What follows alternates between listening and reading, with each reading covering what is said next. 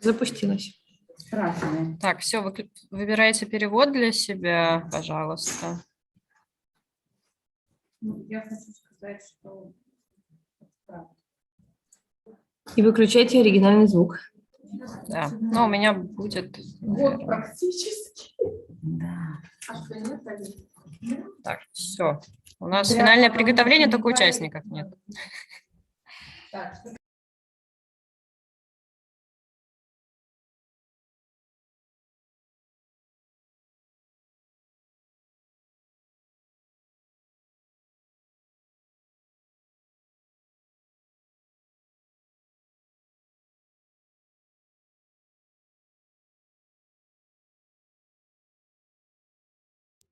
Дмитрий, вы нас слышите? Скажите что-нибудь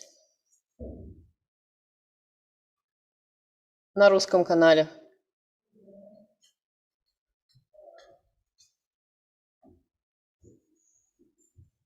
Дмитрий, вас не слышу.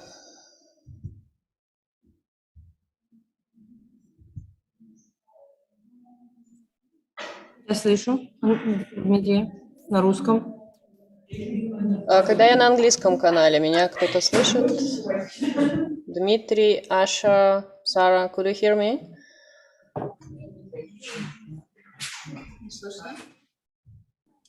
I can hear you. There is no translation yet, but I can hear you on the English channel.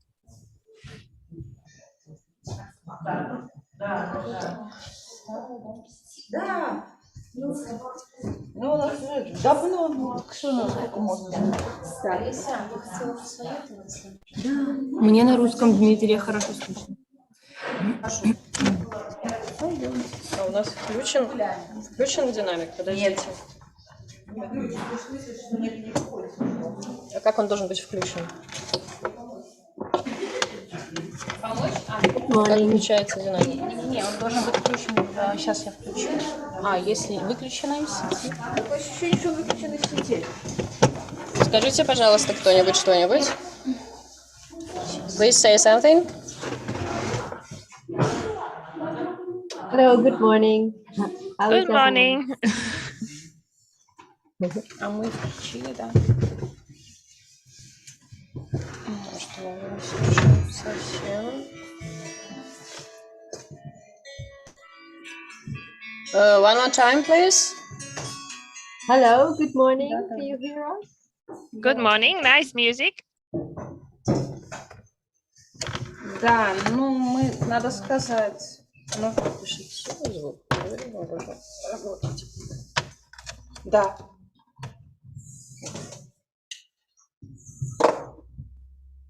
Смотри, ну я думаю, что мы говорим до 4, но мы можем освободиться раньше, скорее всего. У нас тут тоже мероприятие в 4 начинается еще. Please say something. Yes. Good morning again.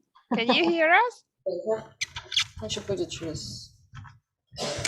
Не работает. Okay, it's okay right now. Нет, Okay. Great. Good по morning. программе, там Morning. она прислала же новую презентацию, и там по программе час, до часа. Ну, хорошо. Хорошо. Давай, я тогда еще там... Могилев, нас слышно? Так этот разъем не работает. Да, хорошо. Включи звук, чтобы мы слышали барабаны. Может, нам вывести надо было звук сюда просто. Динамик.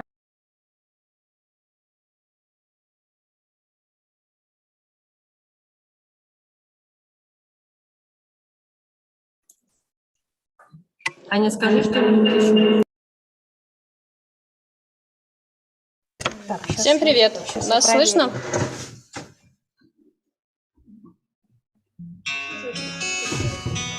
Сейчас будет работать. Я выключу.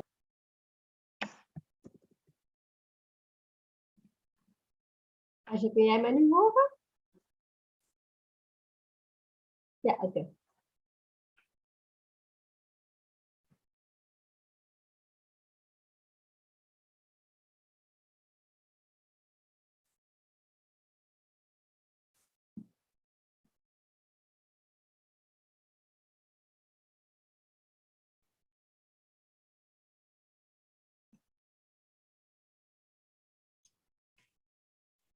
Sarah, heb jij een ijsbreker om mee te beginnen? Of gaan we gelijk in mijn presentatie over? Ik zal even mijn scherm delen. Kijk, dan zal ik je even laten zien.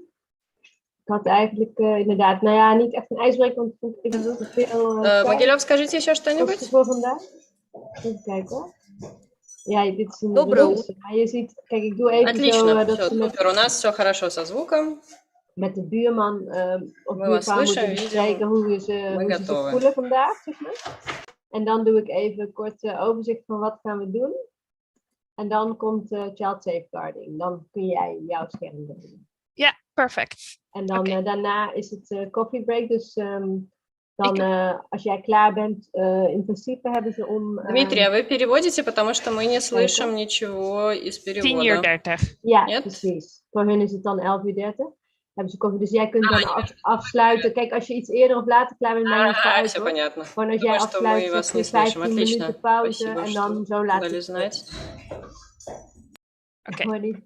Вы тоже говорите иногда, ну вот, чтобы мы понимали, что происходит. So, sorry, we were speaking in Dutch, Просто, so что не- there was no translation possible. Even kijken, heb jij ook zo gedaan mute original language? Bij je hebt dan vertaling aanstaan, Oh ja. hè, Engels. En Ja, dan kan nu je heb ik mute gedaan, en dan ja. hoor je, dat had ik nu nog niet. En dan volgens mij als we wel dat dan hoor je dat rustig gepraat wordt. Dus dat is wel Ja, handig. heb ik nu inderdaad aangezet. Hey, is bij scherm in een spiegelbeeld of goed? Ja, nee, volgens mij is die, nee, hij is goed. Ja, ik krijg de mijne weer niet aan. Ik weet niet wat het is hier. Ik was dat net aan het proberen. Maar ja, dit is gewoon ik doe toch de hele tijd share screen, dus je ziet het niet heel goed. Nee, precies. Ja. Sarah, Asha, good morning. Is it okay morning. with the sound? You choose English channel and unmute original sound. Yes, it's okay for you? It's working? I think so. We haven't heard the translator yet, but Yeah, he's just waited Yeah. because there's like technical sounds, nothing else. Yeah, absolutely. Дмитрий, пожалуйста, скажите что-нибудь, чтобы поняли, что вы работаете тоже. Yes, Perfect. perfect. Yes. All works well. Thank you.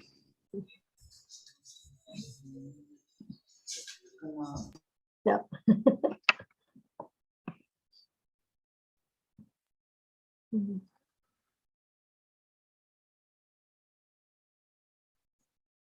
Misschien van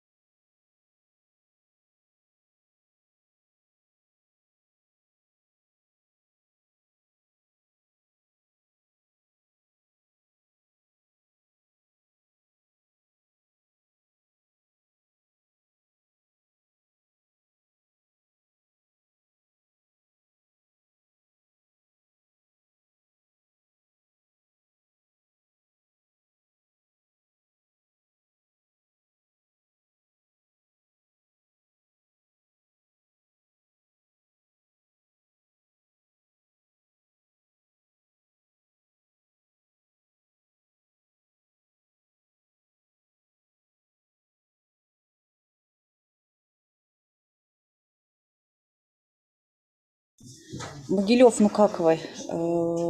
Готовы начинать? Потому что уже 11 час.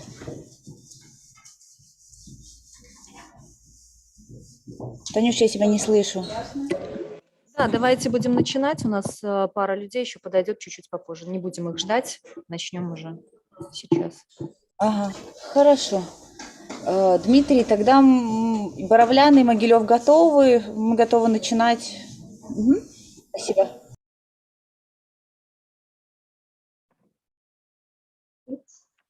Okay, great. Wait, let's...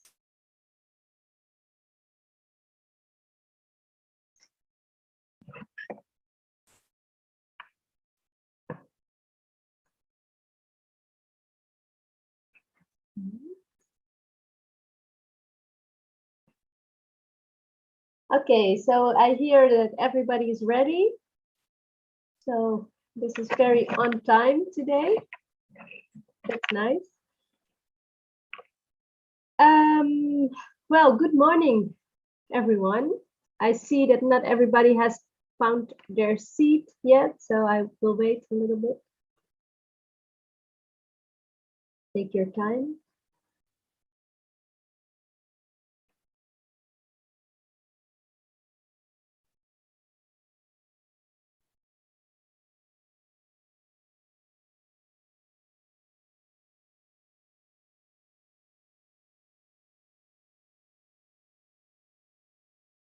Okay, so it's, from what I can see from here, it looks like everybody's ready. So I will just start. So welcome. This is already the third day of the training about child sexual abuse, and also the last day. Well, it's nice that we still have not a full day today together. We have a half day. Nice to see you again, and I hope everybody is feeling well. Before we start before that I start with telling you what we will do today, I would like to everybody to check in a little bit with how they feel and how everybody else feels. We don't do a full exercise this morning because we don't have so much time today. But I would just like to ask you to speak to one of your neighbors. Try to speak to someone that you have not speak before in this training, maybe. And just check with each other. How do you feel today? How are you? How is your mood? And as you can see in front of you, there is a mood scale. So on a scale to 1 to 5, how do you feel? And 1 then is you feel very bad. 10 is that you feel really great. So share this with your neighbor and also share why. And maybe if there is something else on your mind, share that too.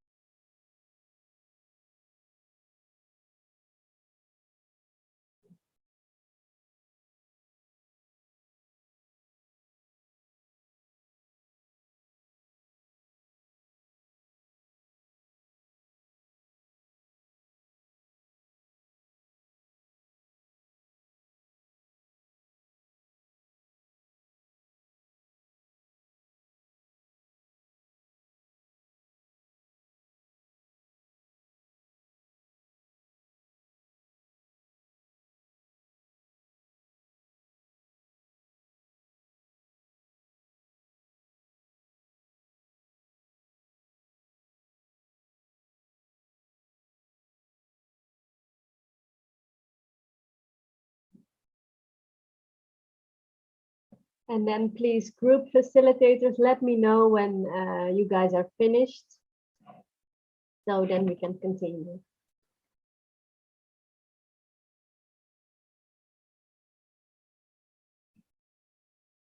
Thank you. Well, Yanni is finished.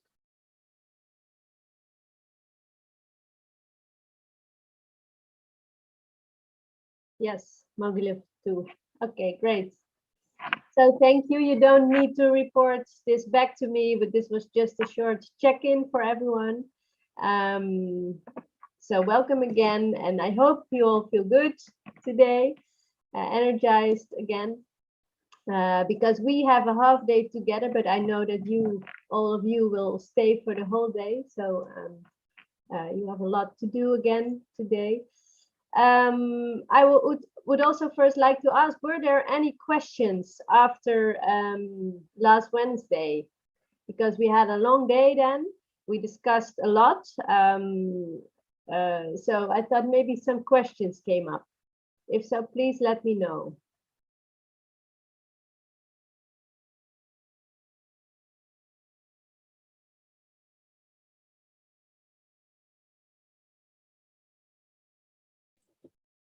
Вопросов не возникло. Участники говорят о том, что им очень понравилось. Боровляны тоже нет вопросов. Спасибо. Okay, great. Thank you. Okay, so then let's move on to what we will do today. Just a short recap of what we have done so far. We started last week on day 1, and then we started with explaining what child sexual abuse is. We had a lot of theory. Then also you shared personal experiences, or actually professional experiences, with the topic of child sexual abuse with each other. This is important because today we're going to look back on those experiences again in the group. And then end of the day, the plan was to talk about the workshops. We didn't manage to get there, but you have all the information about that in your workbook, which you hopefully have read by now. Then last Wednesday, we had day 2 of the training. And then we talked more in detail about how to recognize signs of child sexual abuse, how to distinguish healthy behavior, sexual behavior, from inappropriate sexual behavior. And we used the traffic light tool for that. And then we discussed and practiced with how to respond to disclosures, and also how you can practice with setting boundaries with children. So this was also practical information that you hopefully can use in the workshops that you will do with children. Okay, and then today is a short day. My colleague Asha, who you saw on the first day, is also here today again, and she will talk about child safeguarding with you. And then we have a break, and then after the break I will be back. We will have a short session about online child sexual abuse, and I will present to you an awareness raising tool that we have developed at our organization at ICDI. And then we already then we will do the exercise with looking back to the experiences that you have shared on day 1, and then we will close the day and close the training. So this is the plan for today. This is the schedule. Yeah, this is basically what I just explained. So now we will go to the child safeguarding part, and I will give the floor to Asha. So see you later, and good luck, Asha. Yes. Thanks, Sarah. Can you unshare your screen, please? So I can share mine.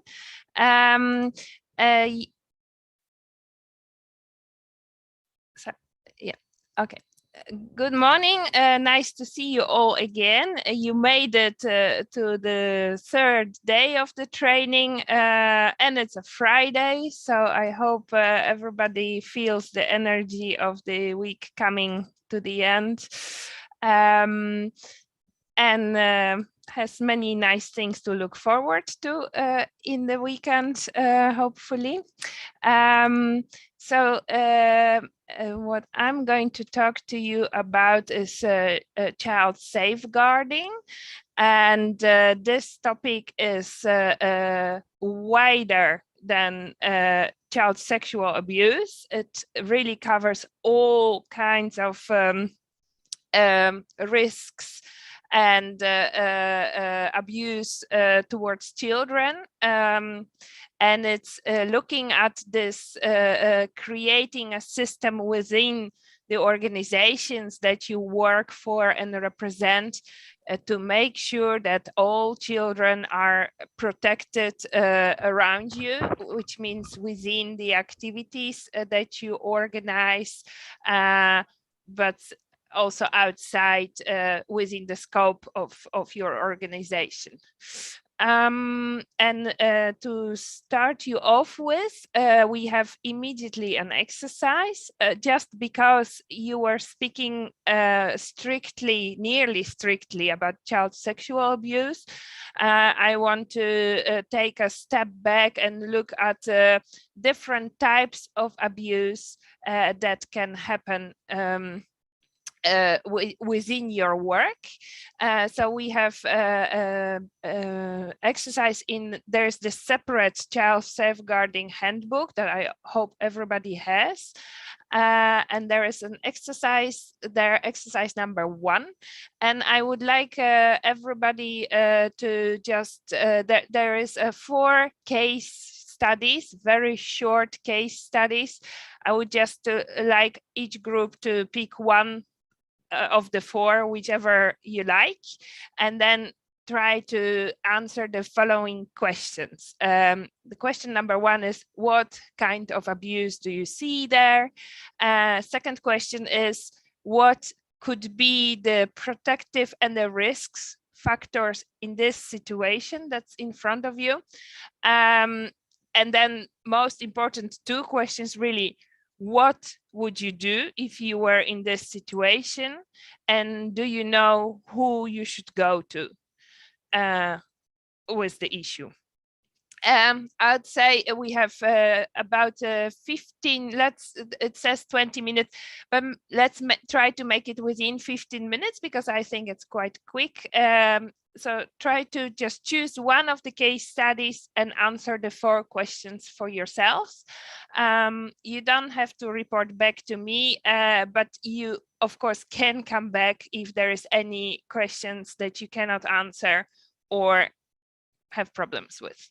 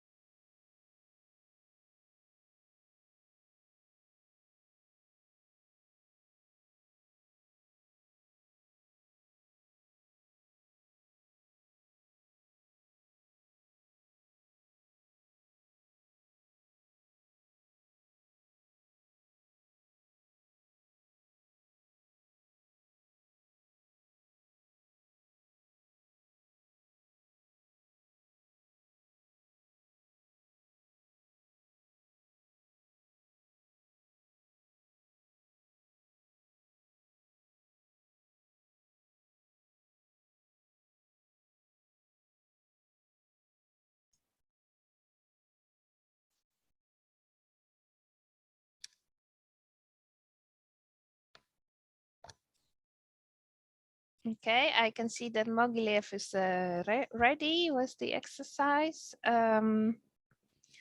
Borovlian still working. Maybe I can ask if Mogilev had any urgent questions, or they can move on.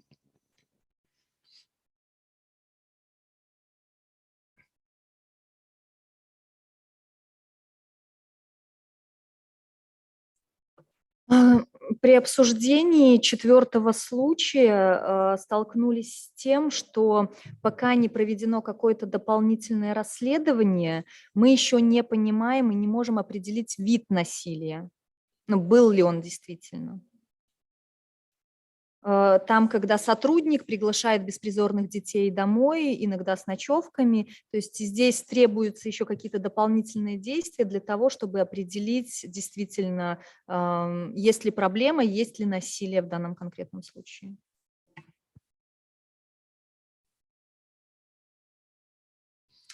Yes, you're absolutely right. It's still not clear in the story. However, there is a sentence saying that some children might have spent the night. And I think in terms of protection, already coming to somebody's house is a very big risk factor, because that should not be taking place. The agreement should be among people that you do not invite the children into your own places, and spending the night is really like a red light. This should not be happening. So even if nothing happened during the night, it's still, the situation creates so much risks and possible opportunities and a lack of control that it should not be happening. But it's very well spotted that we actually don't really know what happened. Yes.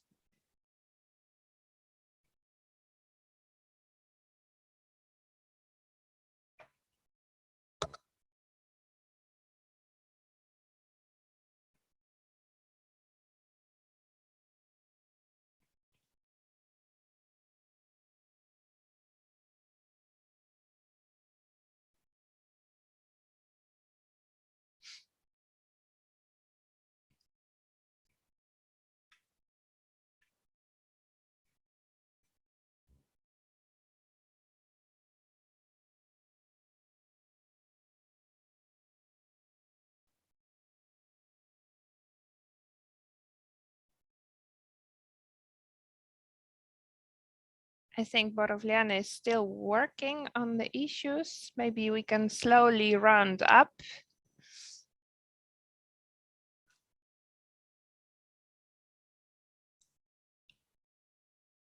Okay, thank you. Any urgent questions, or can we continue with the presentation? I think we can go on. Okay, so what we wanted to show with this exercise that actually two issues became clear. First of all, there is many types of abuse and the risk to the children within your work. You've seen many different cases there, but also another thing that was spotted in Mogilev is that oftentimes when things happen, we do not know immediately, and sometimes we don't ever know exactly what has taken place. And it's very important to understand that, and I will move to this right now, that creating a protective system is actually the very important part of creating a protective system within your organization, is the first step, and that's prevention. Before we talk about any interventions or aftercare. So let's take one step back and let's just ask ourselves, what is child protection, the way we describe it here? And it's actually based on UNICEF's definition of child protection, where they say that this is preventing and responding to violence, exploitation, and abuse against children.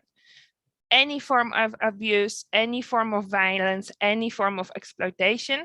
But the very important here is that it is preventing and responding to this abuse. And you'll see there is a lot of different abuses listed there, and some are very extreme, like the sexual abuse that you spend this training talking about, or even going as far as child trafficking. But it also can be child labor, and also traditional practices in the communities that you work can also are child abuse, and there should be a system protecting children from that.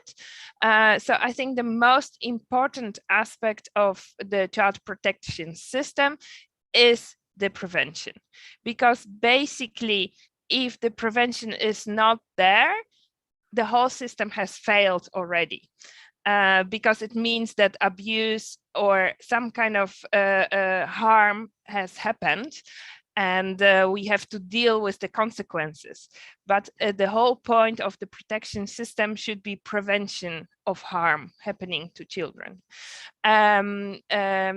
Unfortunately, of course, nothing is 100% watertight, and things will happen. And in that case, we need to make sure that the system gives us tools to intervene and to provide aftercare to minimize the harm and stop it from continuing, first of all, but also to minimize the consequences of what has happened. And now we can go back to the book again, and we can look at, sorry, just like with Sarah, I'm working with two screens. So you see me looking always, both ways, and I'm trying to follow the English and the Russian presentation. But we are now going to have a little look at the protective and risk factors. I'm sure Sarah has mentioned those in her presentation already. For each individual case, the outcomes can be very different, although situations seem the same, because of a presence or absence of this protective and risk factors. And also, when we want to consider the risks that there are for children, we need to consider the presence and the absence of these factors to understand how great the risks are. If you're working with vulnerable children, then per definition, there is many more risk factors involved than protective factors to off-balance them. So you have to be aware that for some children, the protection needs to be greater than for the other children. And I think if we try to clearly understand who are the children that we are working with, in which kind of situation they live their lives, what is their circumstances, then it will be easier for us to understand how great the risk is for these children to be harmed. And in order to understand the situation, we have to look much broader than just the child alone, the child in front of us, but we have to also see the circle of their family or the dear ones that are around them, and also the community, the whole situation around the child, to understand what risks are involved. We also have to understand that the way our organizations are set up can also be a risk or a protective factor. If we and our organization have a very good protection system in place, that it adds to a protective, it becomes a protective factor for all the children that are involved in whatever we are doing. But if we have issues within the organization, if there is a certain type of leadership or a lack of knowledge about child abuse, If staff have no idea what we mean by child abuse, if the definitions are not clear, if they don't understand, for example, that it's a very bad idea to bring a child to your own home, even though you just want to be hospitable, then you are creating a situation that is becoming more and more risky and puts the children at risk of being harmed. We will talk about the protective systems within the organization here in depth, but I want you to have a look in your workbook. There is a whole list of different factors that affect the child that can either protect them or harm them. And I just want you to go through the list and then see for yourself if it's clear for you which factors will contribute to protection and which will put child at even greater risk. And those factors come from the child themselves, but also from the family and the community around them. And you can mark them in your book with the plus for protective factors and a red cross or minus for the risk factors. Some of them are culturally in a context they can change. And for example, I will just give you one example. We had a long discussion when we gave this training to many different nationalities, whether, for example, a big family is a protective or a risk factor. You can, from one standpoint, you can look at a big family with many children and you can think, okay, well, this family has to divide the resources, whatever they have, among many children, and therefore the attention for individual child is smaller. So that's why it can be a risk factor. The attention for each of the children is less within the family. On the other hand, many participants said, no, it's a protective factor because you have this big group of people, your siblings, they'll have your back, they'll protect you, they are your people, they are keeping eye on you.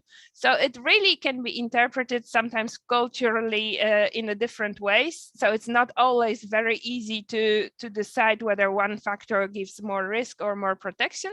But if you look in the book, I think we have chosen the factors that are clearly either protective or risk factors. So I would like you to please just go through your list in your books, take 10 to 15 minutes and see whether you understand why these factors are risk or protective factors. So let's say we finish at 11 your time.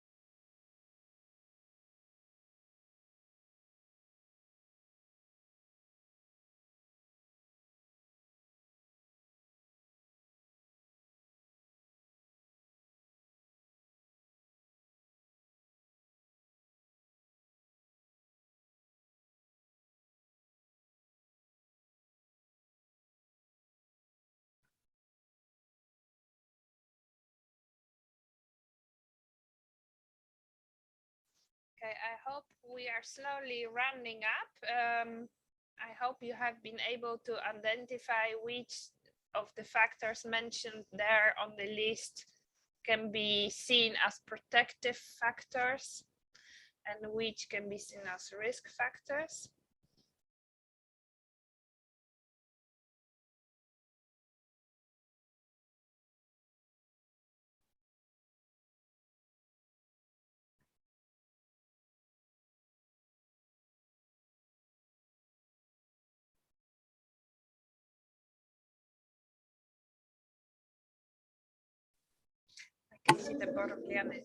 Ну, в Могилеве, допустим, какие-то факторы мы относили, ну, можно отнести и как к фактору риска, также и к защитному фактору. Важно понимать контекст ситуации, в которой это происходит. Допустим, даже хобби и интересы, если эта ситуация, ребенок ходит в какую-то секцию, занимается спортом, а тренер является тем человеком, который может проявлять насилие. Это будет уже тогда не защитный фактор, а фактор риска. В Боровлянах мы тоже все представленные факторы рассмотрели, и даже те, которые первоначально вроде были защитными факторами, в конкретной ситуации могут быть и факторами риска. Вот. Поэтому мы еще и думали над тем, какие защитные факторы однозначно могли бы помочь ребенку в ситуации.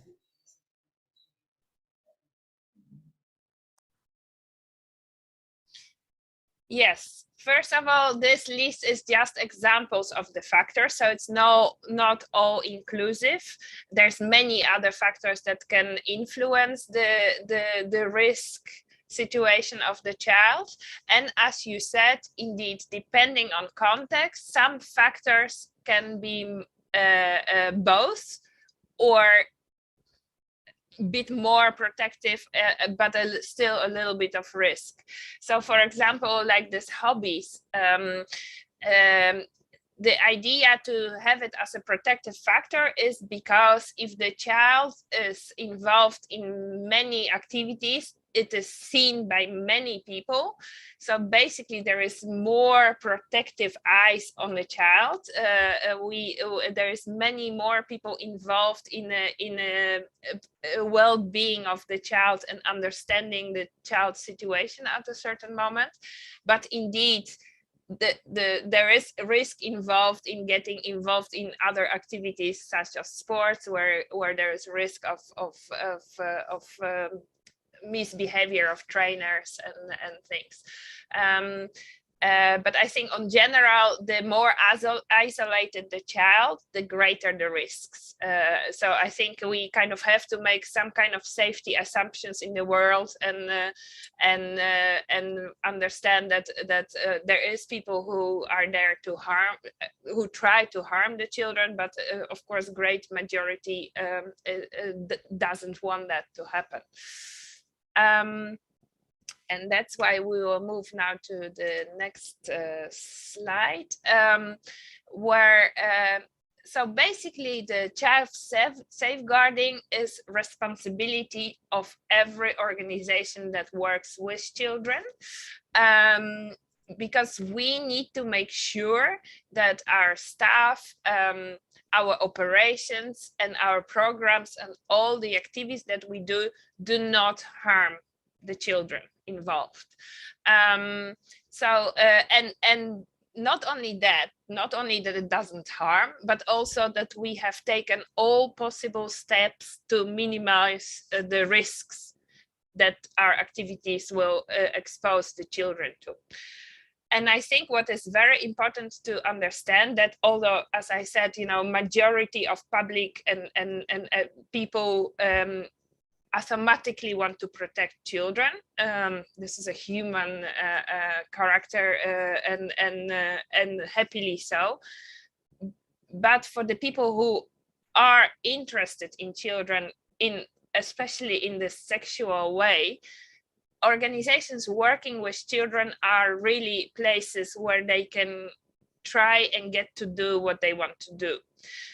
So we have to understand that we need to protect our organizations more than average from this kind of predators that want to come into the organization and use the opportunities that they will get from the organization to get in contact with children.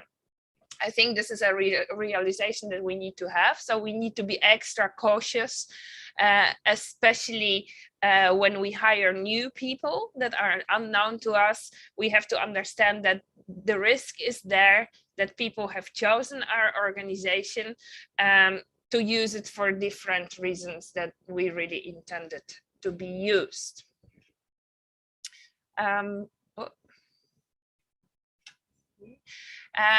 Okay, so how do we keep the children safe? We keep them safe through a whole system that we put in place.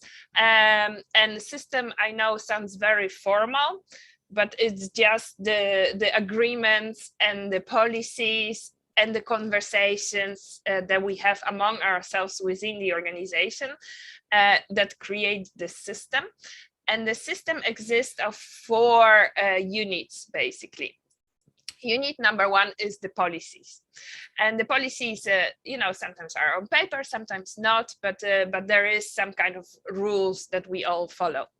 And number 2 is people. It's everybody involved, and by people I don't mean only specifically these people who really work directly with children, but any people who are involved in your organization, you know, the janitor at school who is responsible for making sure that the building is clean and organized also falls into the system and is also one of the people. So the third leg of the system are the procedures.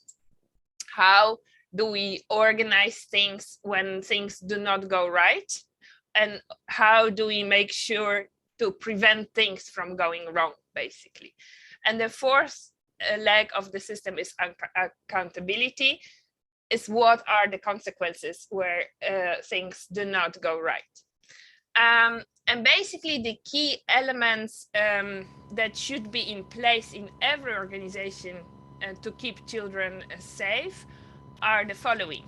We have to understand that all children have equal rights to be protected from harm. So all children must be the same. We can consider some children to be more at risk, but we always have to consider all the children. Everybody in the organization, everybody in our system has a responsibility to work and support the protection of the children. And whether they are at the moment when something happened, whether they are officially at work and taking part in activity or not, still it's their responsibility to protect the children. And we as organizations have a duty of care. We are responsible, so we have to care for the children that we work with, that we come with contact with, who are affected by our work, but we also continue to have a responsibility for the children who are not affected by our work. If we come to know that something happens to the children who are not in our schools, not in our institutions, not in our projects, we still have responsibility to care for those children too, just because they are children. And here I'm talking really about institutional responsibility. So each of us has a responsibility as a human being and as a person, but as an institution, the responsibility is even greater. And whatever we do to safeguard the children, always the best interest of the child should be the leading principle. So we always have to think from the child first, not from the organization standpoint. We should not follow the reputation of the organization first. No, it's always child first. And I think that's very important to remember, because that's what often goes wrong. You know, if things happen in organizations, of course, that will have a negative impact on the reputation of the organization. But in this duty to protect the child, our duty is to make sure that everything is done for the child, and organization really only comes second or third. So our good name is not important on this stage. The first thing to do is to make sure that the child is taken out of the situation, and that there is aftercare happening to the child, and only then aftercare happening to the entire organization in terms of reputation, but also in terms of dealing with the fact that something has happened, and how do we move forward, making sure that this will not be repeated. Okay.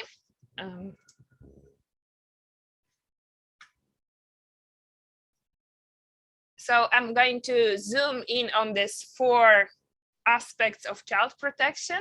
So in terms of policy, we have to have standards and guidelines.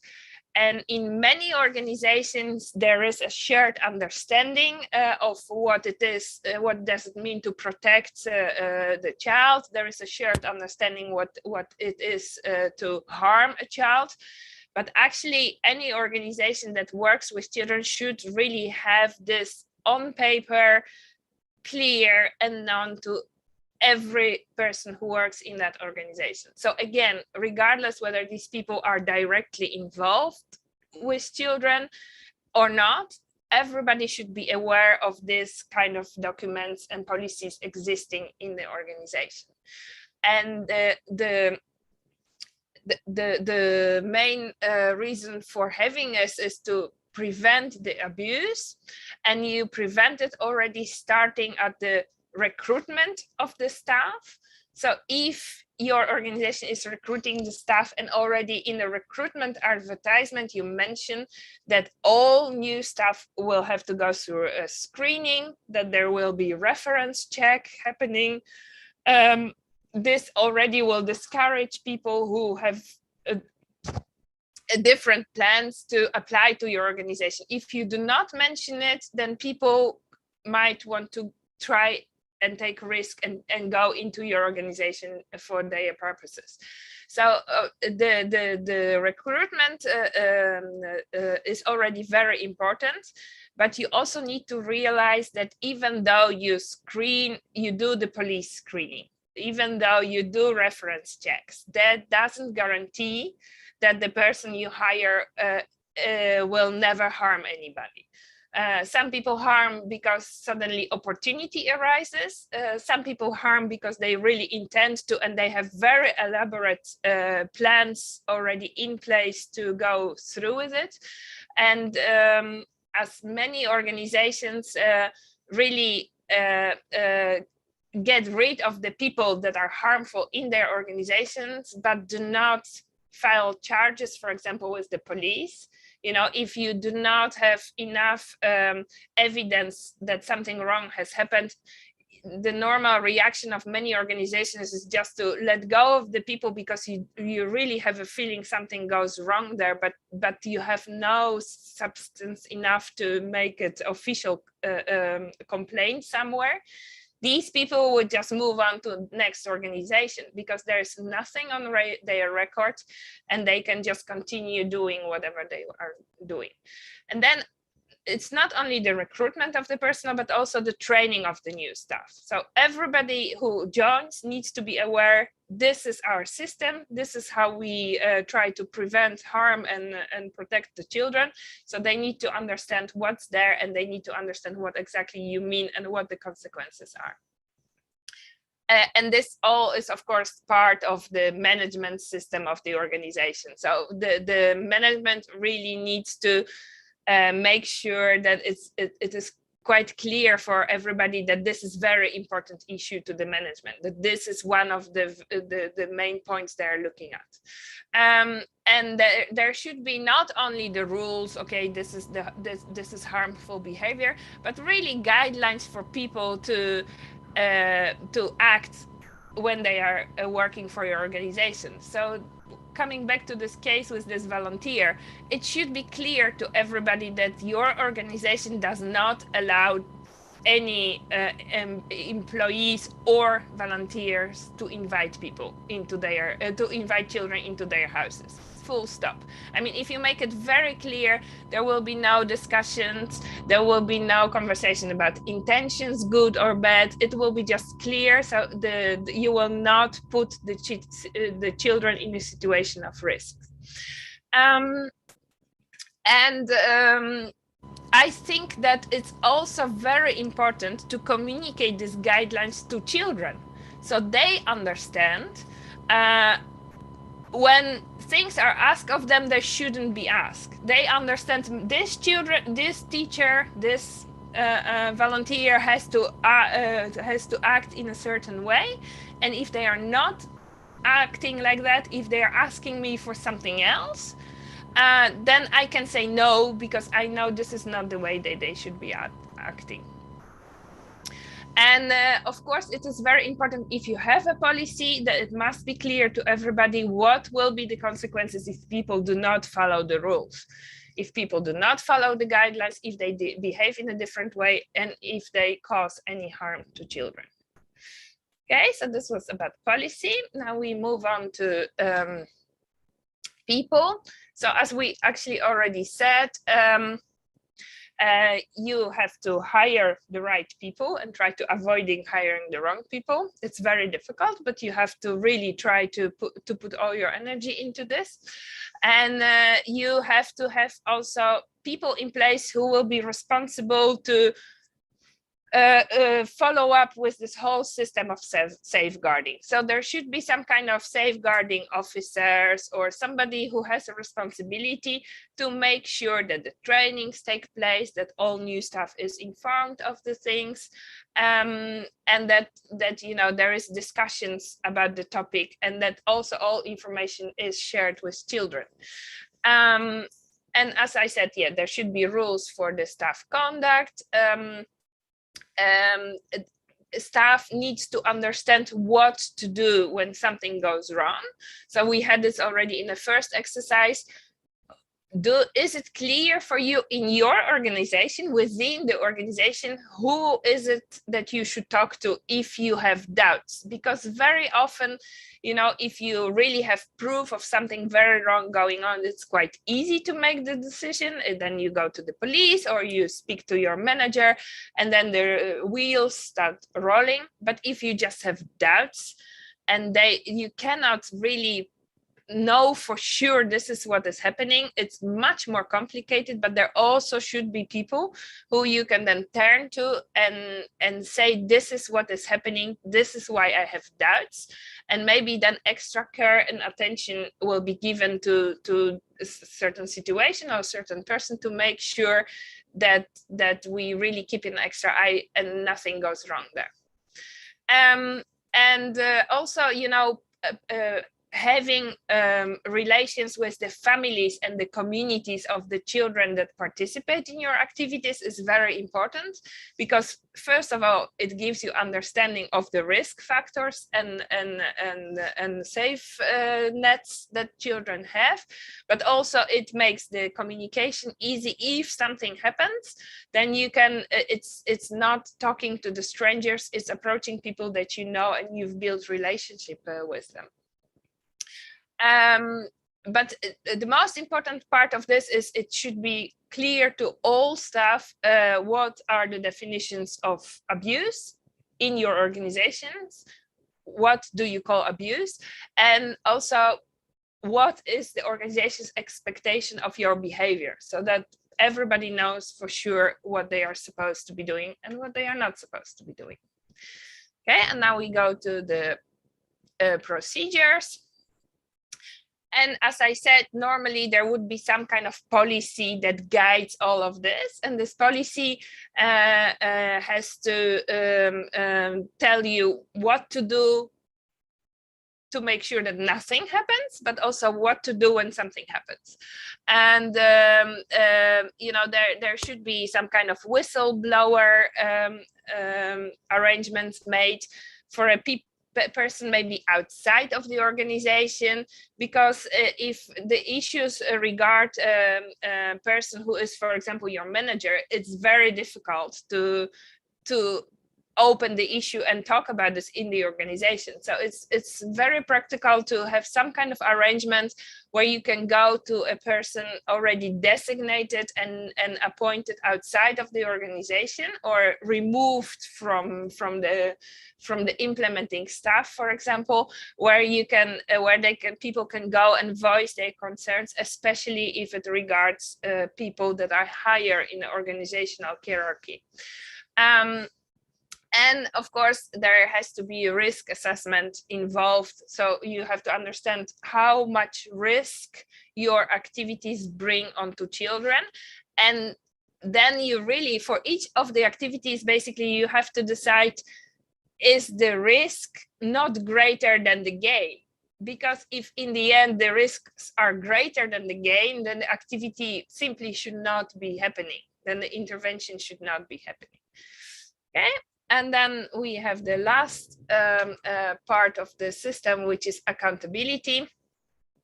And I think what is important to mention here is that once you create a system, it's not a document that is set in stone, written once, put on the shelf and sitting there and not being touched, because really you have to be able to keep it alive, make changes if necessary, learn from mistakes made, and you need to also report back on whatever has happened. There has to be transparency, and you can put it in your annual report of the organization or whatever, but you have to feed back to your stakeholder if anything has happened and what action has been taken, because the fact that you are being transparent and you are showing the repercussions that have happened will make people understand that you are actively working on the protection of the children.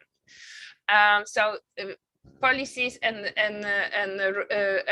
practices have to be re-evaluated and maybe rewritten in some cases if they turn out not to be good enough. Okay.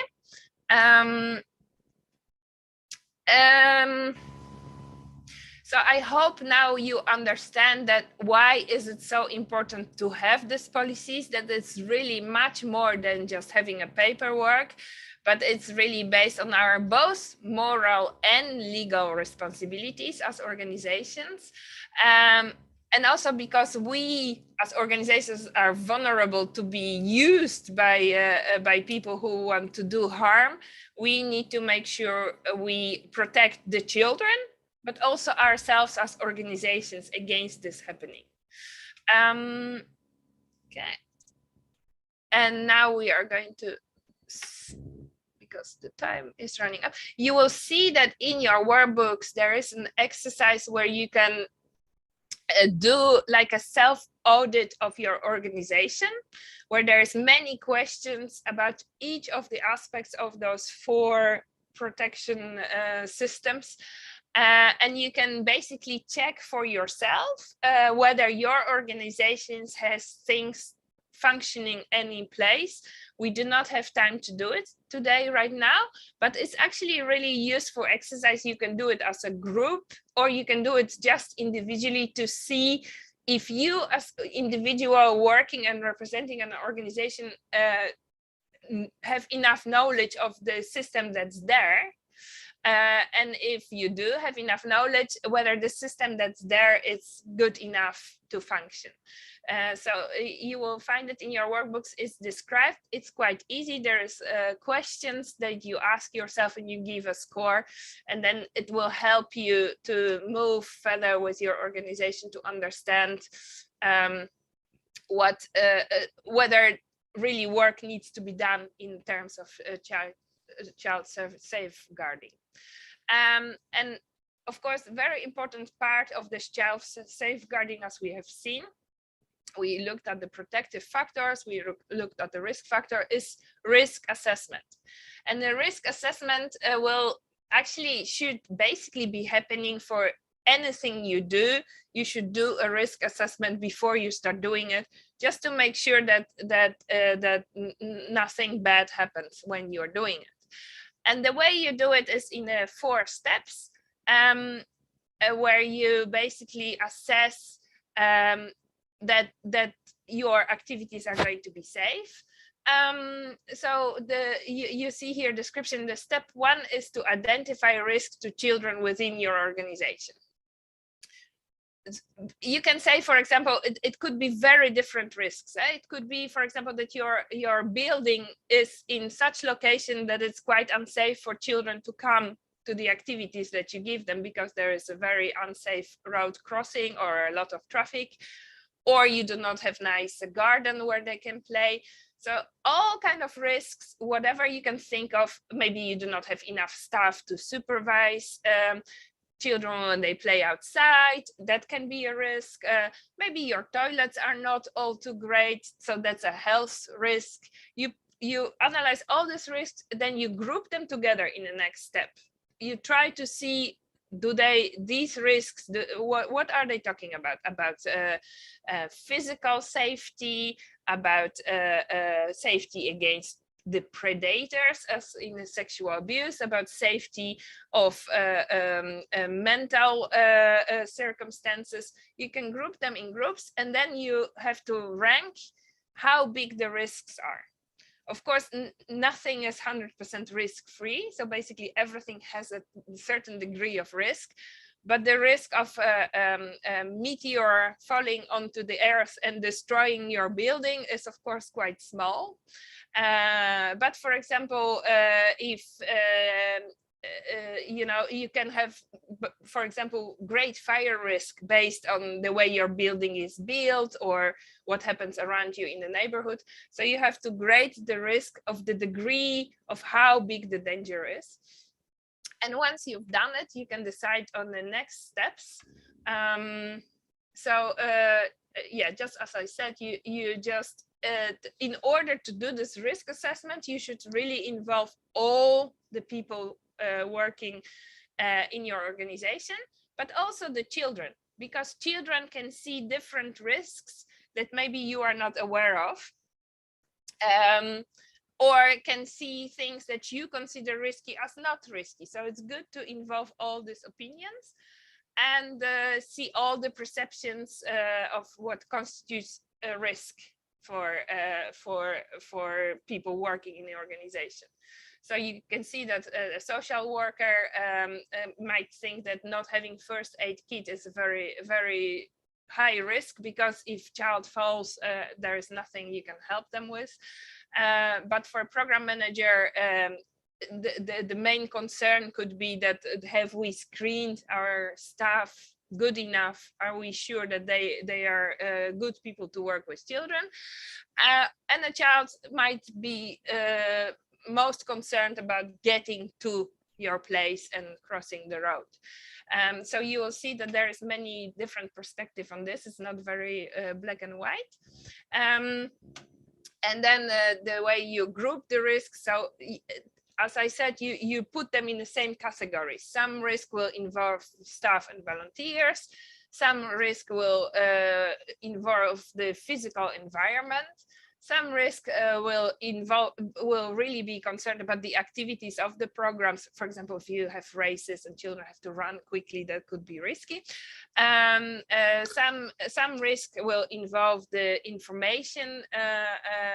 For example, the fact that there is a policy, but nobody knows about this. And some risk will have to do with the organizational culture of your organization. That, for example, the management doesn't know exactly what's happening during the activities. That could be a risk. So once you've grouped them, then, as I said, you will rank them from high risk to medium risk to little risk. And when you decide this, you have to look at what is the likelihood of this situation happening, of this harm happening. But you also have to consider how bad would the consequences be. Of course, if the children run like crazy, there is a big chance that one of them will fall, but will the consequences be great if they are running on grass? Probably not. So this something you need to consider as well. How bad would it be if it happened? And yeah, what would be the consequences indeed? If something didn't go according to plan, how big would be the consequences? And then once you've done it, you can organize it in this risk factors.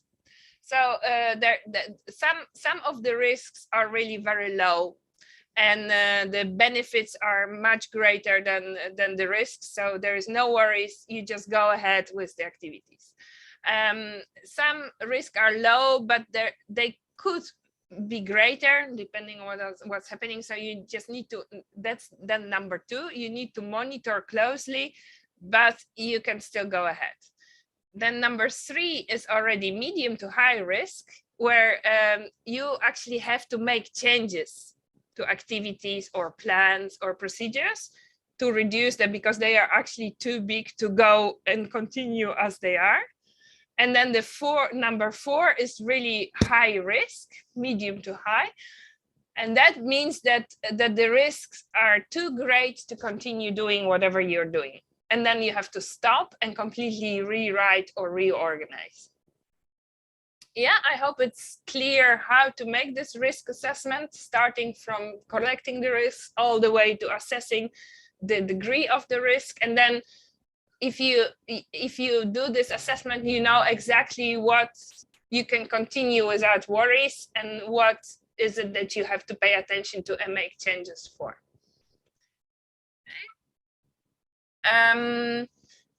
So the role of risk management in the child protection. Yeah, if you do not screen your staff properly, if you do not choose the right people to work in your organization, you run a risk of abuser working for your organization.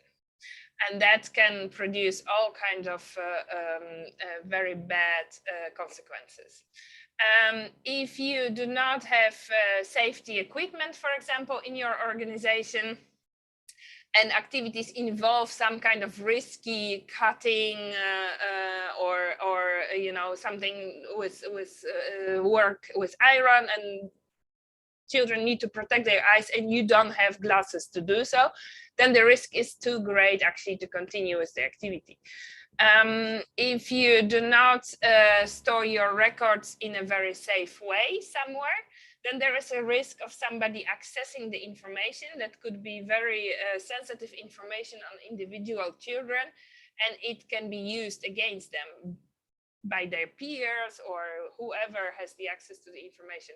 So really every shortcoming that you have can have grave consequences for children, and you have to understand that really you have to do risk assessment for basically everything that you do.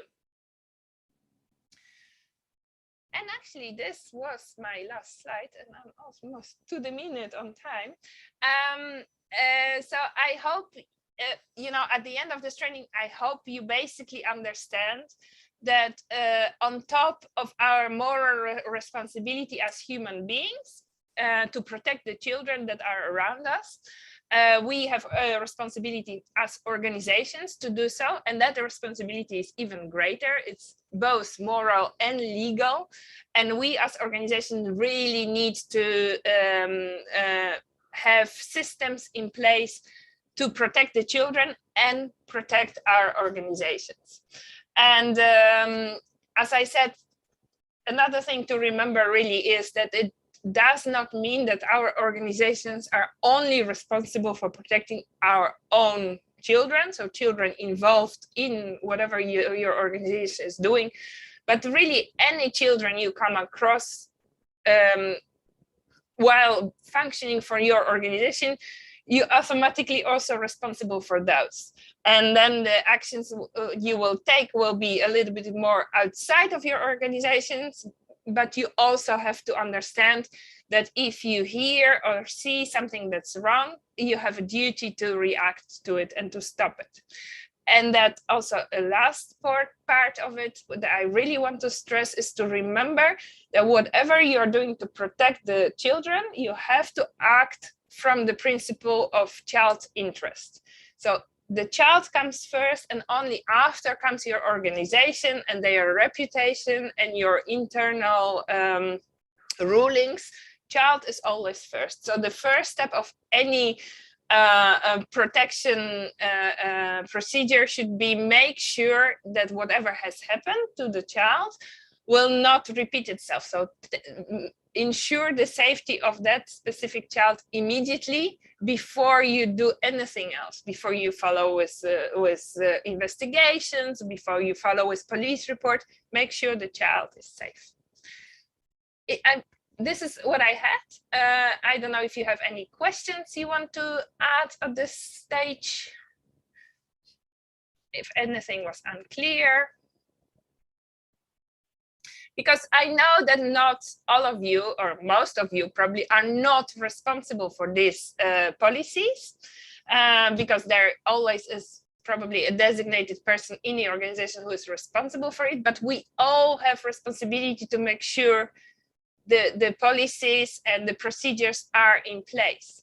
So if you do this assessment of your own organization for yourself and you realize my organization is not doing very great on this, or maybe it is, but I don't know of it, which means it's not doing very great, then you have responsibility to take action and to make sure that something changes. I'm not saying that it will be your responsibility to change it, but you need to take action to make sure something happens.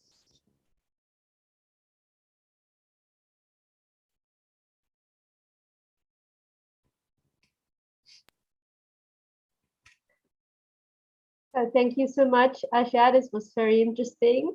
And maybe it's good to ask the group facilitators, are there any questions in the group about this for Asha?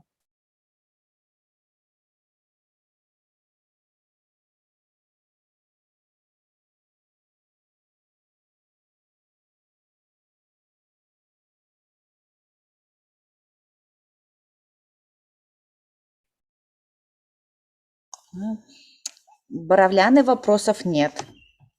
Спасибо. Thank you. And Mogilov also has no questions. I see that in the chat. Okay. Oh, great. Okay, thank you very much. So now it's time for the coffee break that we all deserve right now. So yeah, enjoy. Yes, let's have a 15-minute coffee break and be back here in 15 minutes, and then we will continue. Thank you. Bye.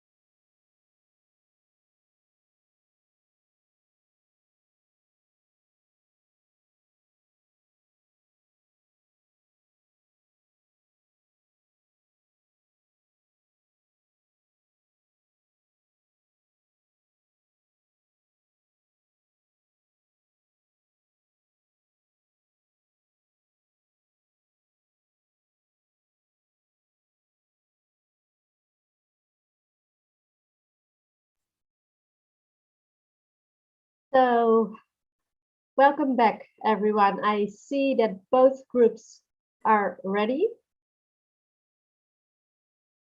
I see some people still coming in, sitting down, take your time.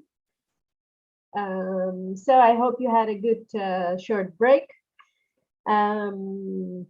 So it's still early, but already we did a lot this morning. Yeah, you had you received a lot of information about child safeguarding. As you know, you also have the handbook, and most of the information is also there, so you can read about it if you maybe have missed some of the information. So don't worry about that. I think Asha already explained very well the importance of child safeguarding. What I would like to add from my side is that in the last few days, we have focused mainly on what you can do as an individual, professional, to recognize, prevent, and respond to child sexual abuse. But what I think we have seen also in Asha's presentation is that you cannot do this alone. If your organization does not have the right policies in place, then it's very difficult to prevent, respond, and recognize child sexual abuse, or to respond in an adequate way. There needs to be policy in place. So if that's not there yet, or it's not good, or you don't know about it, then please address this in the situation, in the organization where you work, because this is very important in protecting children. Okay, so now we will move on to the last topic that we will address in this training. I will do this very quickly because I think it's good to save time for the exercise that we will do after this, which is about sharing your experiences.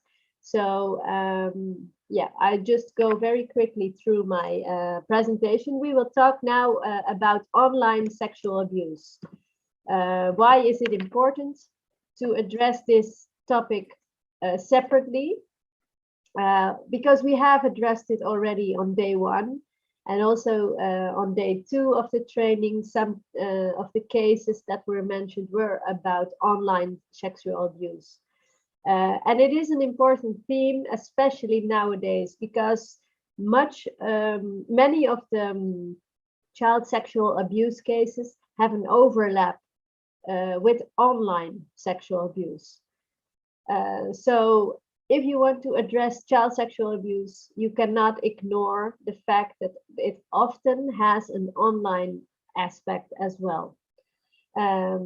And also children start using the internet younger and younger. So I don't know what the situation is in Belarus, but I know here in the Netherlands, children of sometimes are only 8 years old already can have their individual smartphone, or they use smartphones from the parents to play games. They use internet at school. They sometimes have social media accounts or accounts in online games. So they are in contact with the rest of the world, which is a good learning experience, but it also brings risks. The COVID pandemic has pushed children's life even more online. Sometimes education was online, and also their social life, especially during lockdowns. And some important other numbers are that in a research from Plan International, the NGO, it said that 58% of girls from 15 to 25-year-olds experienced online sexual harassment. This is, of course, an older age group, but it is a very alarming number, almost 60%. So there are not so many numbers of younger children and how often they experienced online abuse, but the estimates that are there are very high. Once children go online, it is very likely that they will see things that they are shocked about or that may be harmful. or that they are contacted by persons in a way that they don't like, it is very likely that this will happen. It is not always, it does not always lead to abuse, but there are a lot of risks online. So let's go to the next slides. So I would like to also explain a little bit why we address this topic in more detail. At ICDI, we have a lot of experience with this topic of online violence. This is mainly because we are participating in an EU project. It's called Cyber Safe, and together with partners in 7 other countries, including Greece, Slovenia, Estonia, and some other countries, we developed an educational program for children in schools or in other settings. And I would like to quickly present this to you, because this might also be interesting for any of you to use. The program is intended to intends to raise awareness about the topic of online sexual abuse among teenagers aged 12 to 16. It can be used in a classroom setting, or also in a sports setting, or any other setting where you are together with children, young people. It focuses on preventing online sexual abuse and to teaching young people how they can respond if it happens. And there is also included an online tool that can be used in a workshop. So important thing in this project is that we address 4 different important forms of online sexual abuse, and that you see them here on the screen. The first is non-consensual sharing of sexual images. This is what happens most when it comes to online sexual abuse. So, for example, a girl takes a naked picture of herself, she shares it with her boyfriend confidentially because they are in a relationship, but then she breaks up with him and the boy gets angry. And out of revenge, he shares this image with the whole class in a WhatsApp group or on social media. So initially there was no problem. It is actually quite normal that teenagers experiment with sharing sexual images and exploring sexual their sexual interests also online.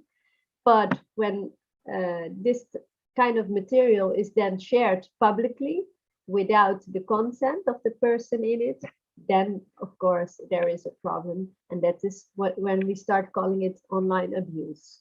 It happens very often between peers, between minors. Another form is exploitation, coercion, or threats.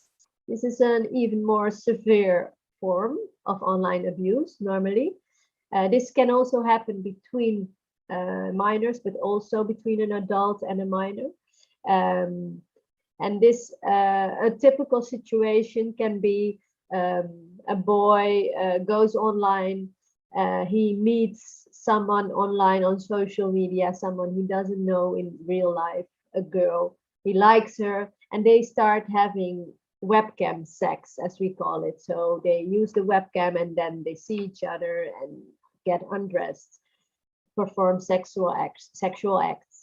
Then later on, it turns out that this material is recorded by the girl and that she uses it to blackmail the boy. Then he has to pay her money, for example, in exchange.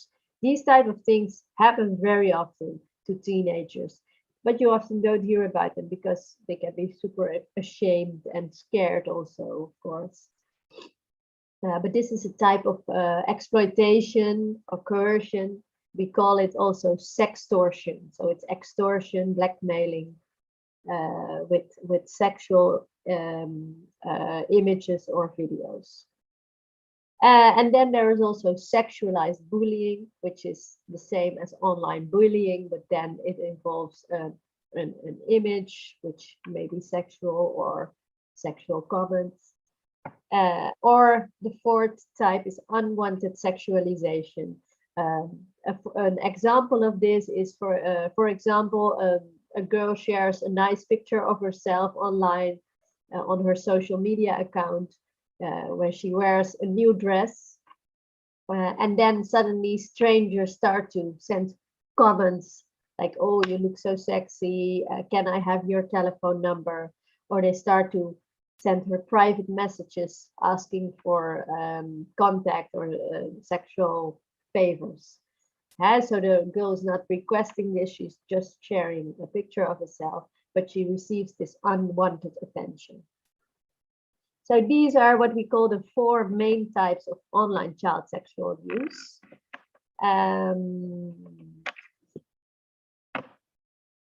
So there's very often, online abuse concerns peer-to-peer abuse. So it happens between young people of the same age, or at least between minors. And very often, it's important to realize that very often young people do not understand that it is sexual abuse. We did in our project, we did some focus group discussions about this topic with young people. And what they really often say is, this was just a joke. Yeah, there was a girl in my class and she sent a picture of herself and then we shared it in the group. We did this just for fun. We didn't mean to hurt her or anything, but it was just a joke for us. So they are not aware of the consequences it can have for the victim. And this is actually understandable, because when you are talking about online contact, you don't see the direct reaction of a person. So if you share someone's image, you don't see the reaction of this person in the image and what it is like for them that their image is being seen by other people. So it's really important to raise awareness among young people about this. So about the consequences of what it means when you share someone's image without their consent, and what it means for their image, what it means for the emotional impact that it can have, but also what it can mean for themselves, because it may have legal consequences as well for the person who perpetrates, who does this. And then there can also be, of course, the perpetrator is an adult, and a very well-known form of online abuse, which you hear about often, is online grooming. What often happens is that an adult who has a sexual interest in children goes online, pretends to be a minor, so they use a profile picture on their social media, which is not their own, but of a child, and then starts to get in contact with other young people, girls or boys, can happen to both. And then they start building a relationship, winning their trust. They often specifically look for young people who are vulnerable. For example, they are from a broken home, or they have issues at school. So they start building a relationship, and later on starting to ask sexual favors. And especially once a child or a young person then, for example, shares personal information or shares a naked picture, this is where the real abuse starts. Then they can be blackmailed and to continue with this type of sharing of images, because then the groomer, the person who perpetrates, starts demanding more and threatens them to go public with this if they don't listen. And it can actually lead to very harmful situations in which children are forced to meet in person, have sex for over a long time, So this is, and it often goes unnoticed because there is a lot of fear and shame involved in these type of cases. So it's important to understand that this can happen, and yeah, to recognize it when you suspect something. So this is the program that I told you about, the European project that we are involved in as ICDI, our organization. Is an educational prevention program, providing workshops for children or young people aged 12 to 16. We address the issue of online sexual violence, and it can be delivered by any professional who works with children. We have it available now in, I think, 7 or 8 languages, but not in Russian. If you are interested in this, please contact us, and yeah, we can see if we can make that happen. We are doing something similar now with a partner in the Ukraine, translating all the material so they can use it, and also we provide training on this. It is so far a very successful program. We have tested and piloted it, and it's received very well in different settings, different countries, different contexts. And here is a small video clip that I would like to share, so you get an idea of what can be done with it. Let me see if I can share my screen. Just a moment.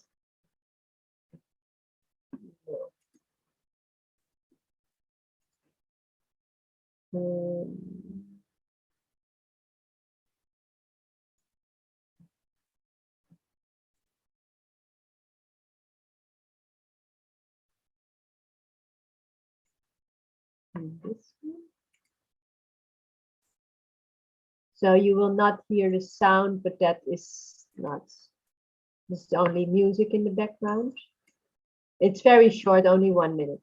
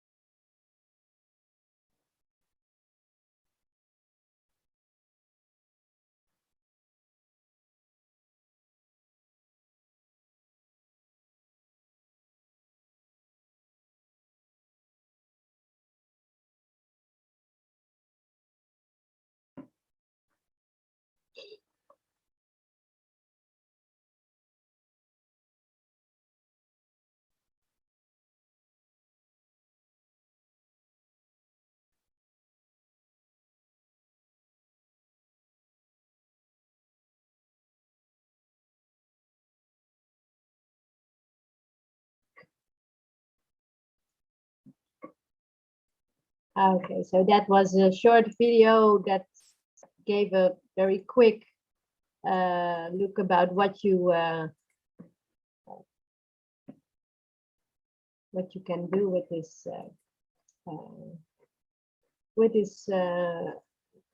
educational program. So as you maybe saw in the video, it is you saw a teacher in the classroom, and in the background on a smart board they showed the online tool of the CyberSafe program, and then there are questions there. Children can respond with their telephones, so it is a sort of a digital way to teach about this topic, which is very relevant, of course, for this type of topic. There is a lot of room for discussion in the classroom.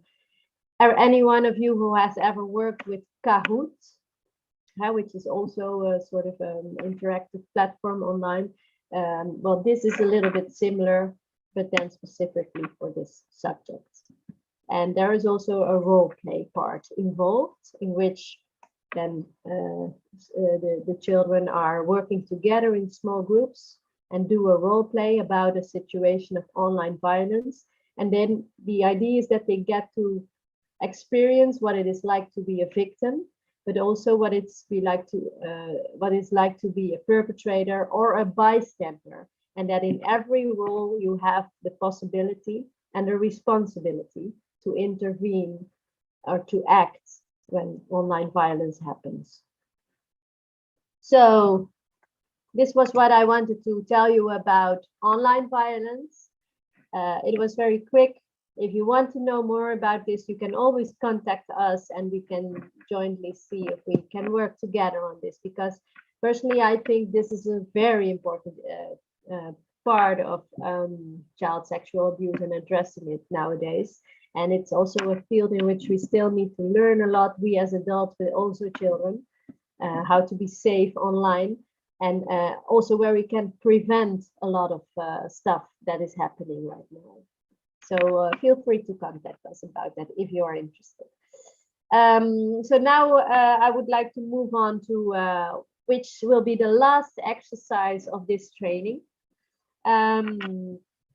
The first day, you all of you have been together in small groups and you shared your experiences in your work with child sexual abuse.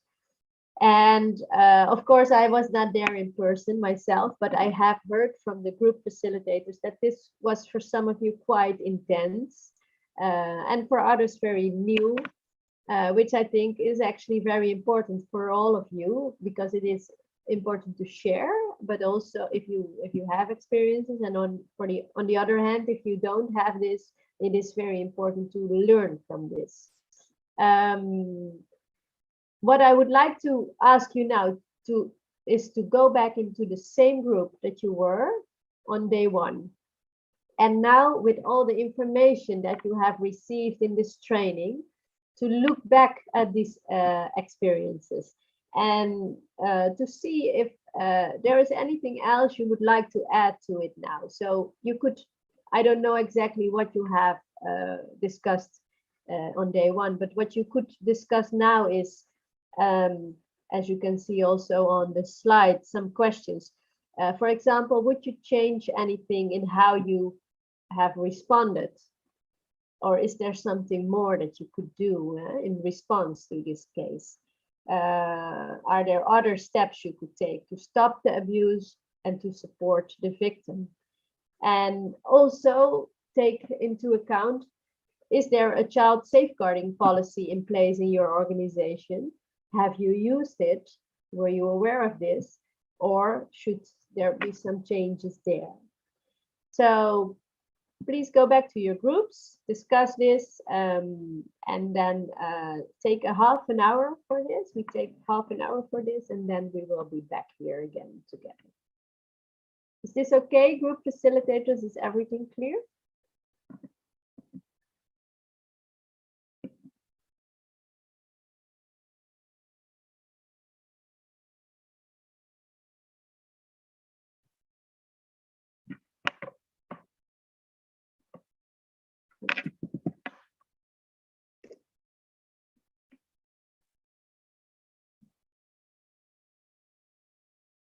Mogilov says, okay.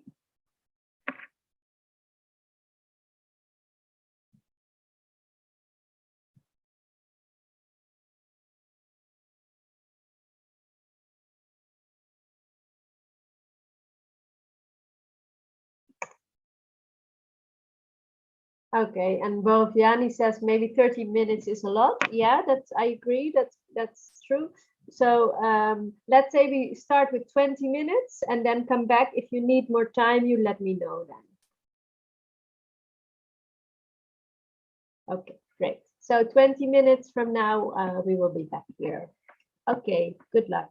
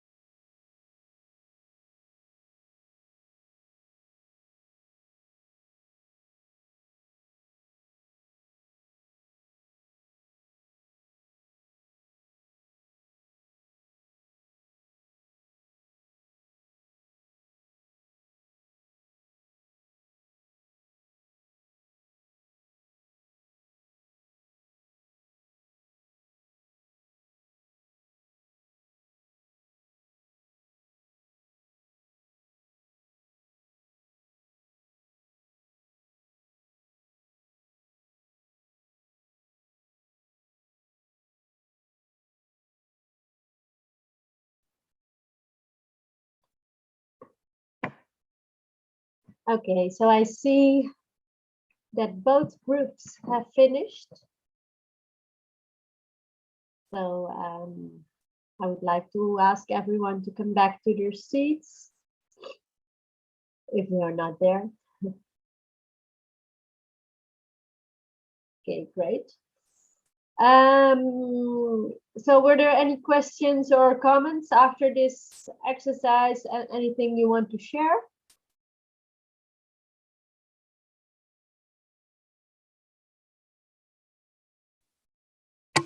Вопросов не возникло. Единственное, на данный момент мы, в принципе, признаем, что возможности реагирования, развития ситуации уже больше в нашем арсенале.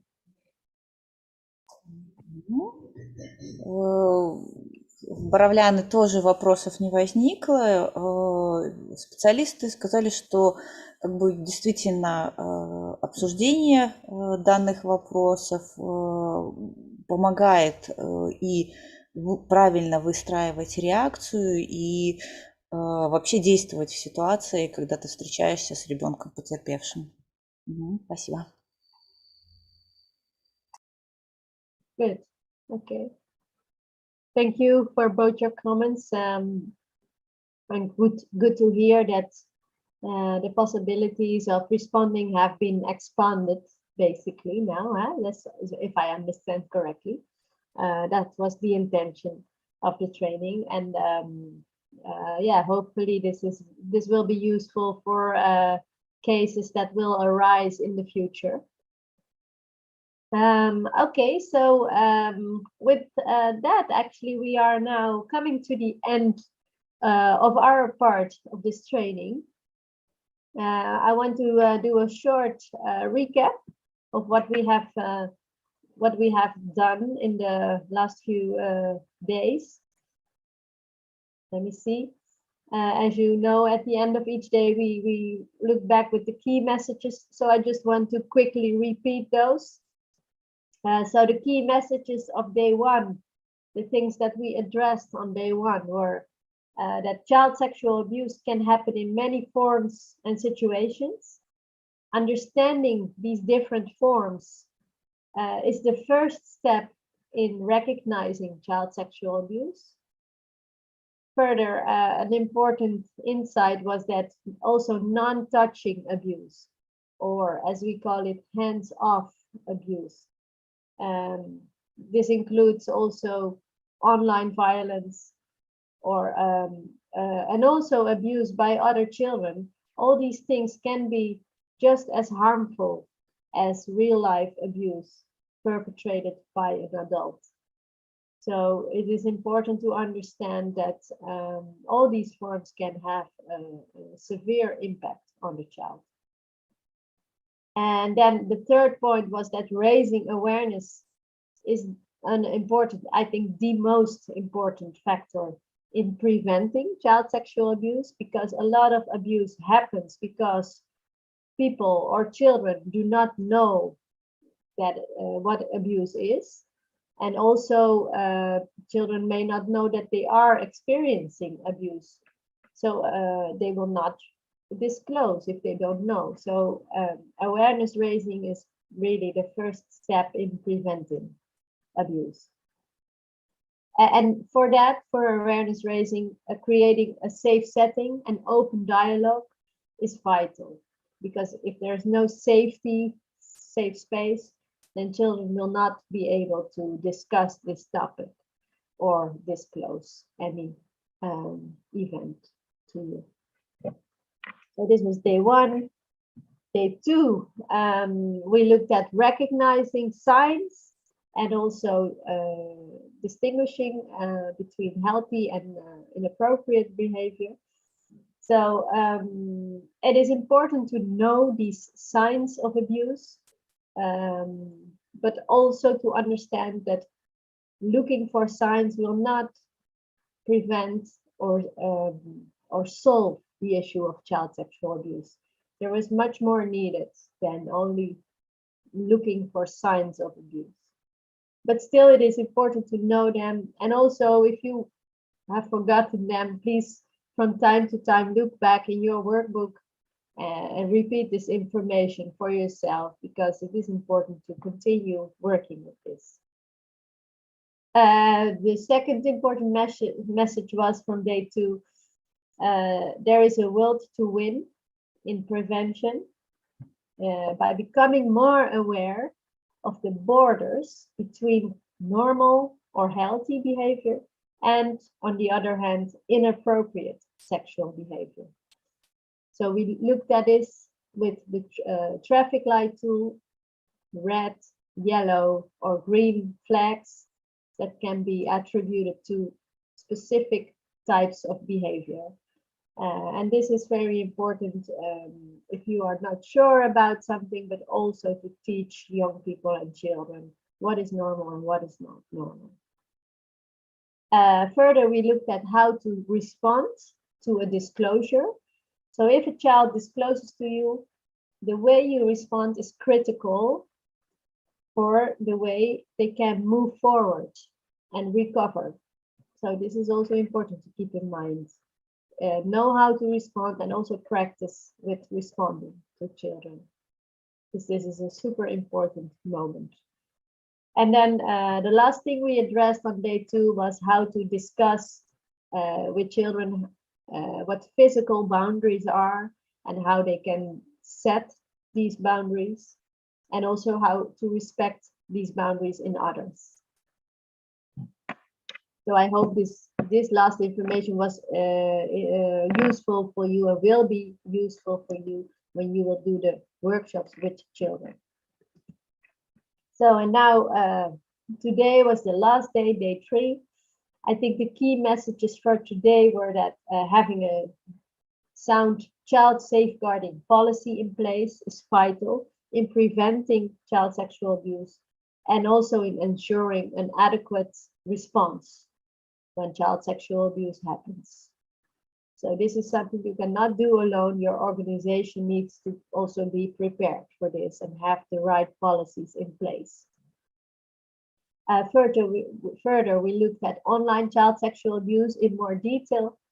And what we learned is that these types of abuse often overlap with each other. And I hope that you take away from this that always when there is a case of child sexual abuse, take into account that this can also have an online aspect. So for example, if 2 children in your school or in the institution or in your organization run into a situation that is not that is harmful for one of the children. One child does something that the other child does not like.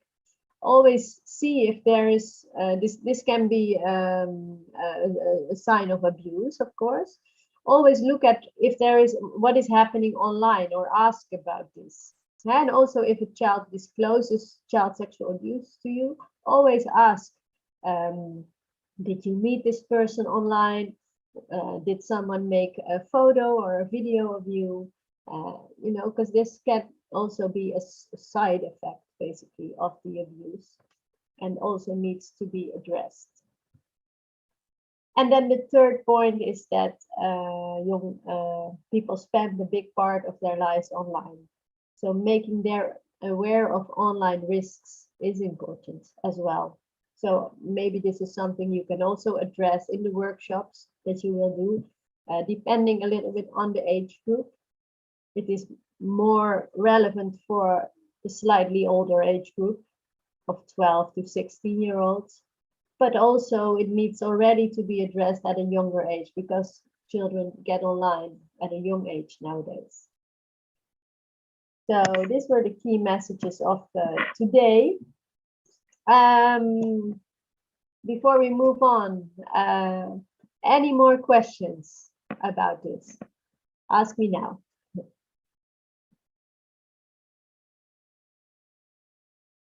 And if there are no questions, maybe the group facilitators can just show a thumbs up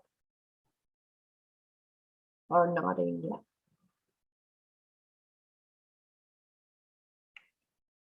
Сейчас есть вопрос, подождите, сейчас. Okay.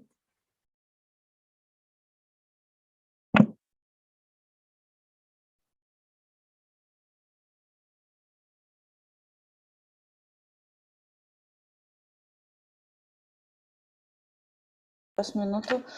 Вопрос от участников в Боровлянах. Если дети там, в районе 10-11 лет обмениваются фотографиями интимного характера, является ли это насилием? С их согласия. Спасибо. Yeah. This is a difficult question. Because first of all, in every country, legislation on this is different. So I don't know about the particular legislation in Belarus. So if you want to know this, this is what you should look up first.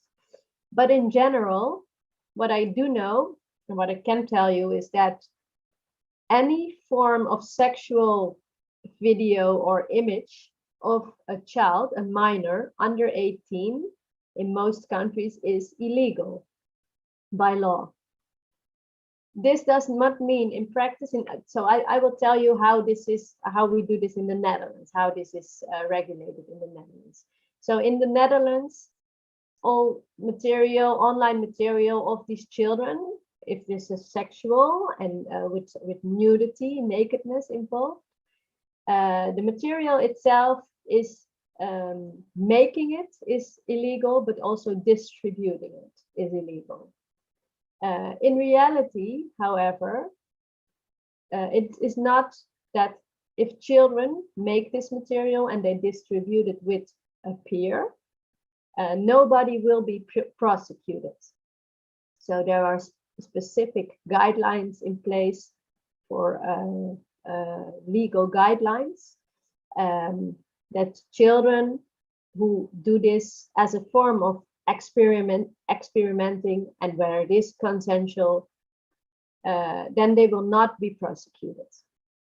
However, if this image, for example, if there is an image involved, if this is posted online on the internet and then perhaps also be found by an adult, and this adult saves it on the computer, or he spreads it online on a different website or on social media, then this adult can be prosecuted for this.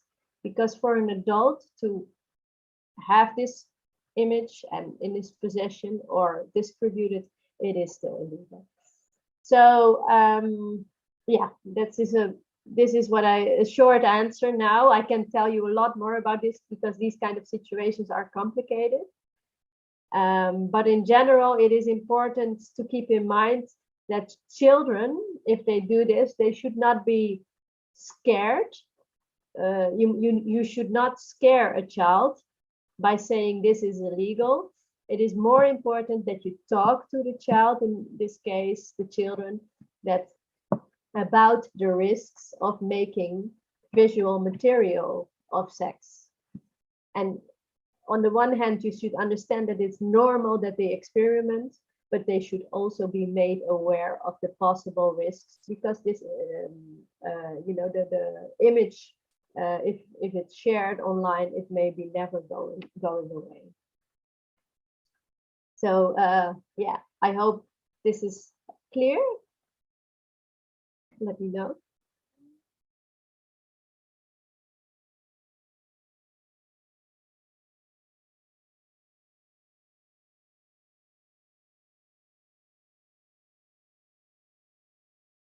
Okay, good. Thank you. This was a very interesting question. And as you also maybe noticed, this topic, online child sexual violence, is, we could talk 3 more days about this because there is a lot more to share about this. Okay, so if there are no further questions, I would like to go to some practical things that we need to do here now in the end, at the end of this, this training. First of all, group facilitators, at the end of your manual, there is an attendance list. This is not your own attendance list, but this is one from ICDI, from us. I would like you to give this to the group and ask everybody to sign this, because this is important for the project that we have. And then later on, yeah, see how you can share, maybe make a photo and share it with me or with your supervisors. So maybe we can do this now, or you want to do it later. Let me know what's best.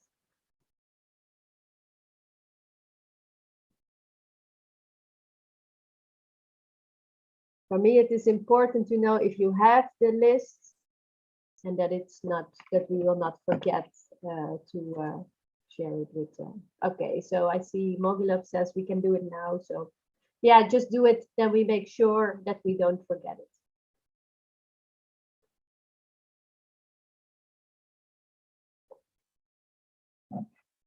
Okay, Boroviani, they already did it. They are very fast there. So I will give some time to Mogilov to also share it. And okay, great. And then, Список уже подписан. okay. Время дополнительное не нужно. Okay.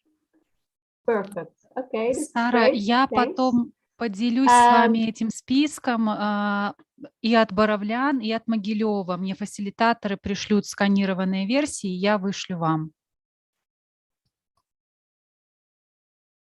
Perfect. Okay. Well, very happy about that. Thank you so much. Okay, so then the last thing I would like the participants to do is, so on day one, we looked at, you shared your expectations and your goals for the training. They were also later on shared with me and translated, so thank you for that. In general, I think there were, of course, many different answers, but I think the most important things that I read was your expectations were to learn what to do when child sexual abuse happens. So to learn algorithm.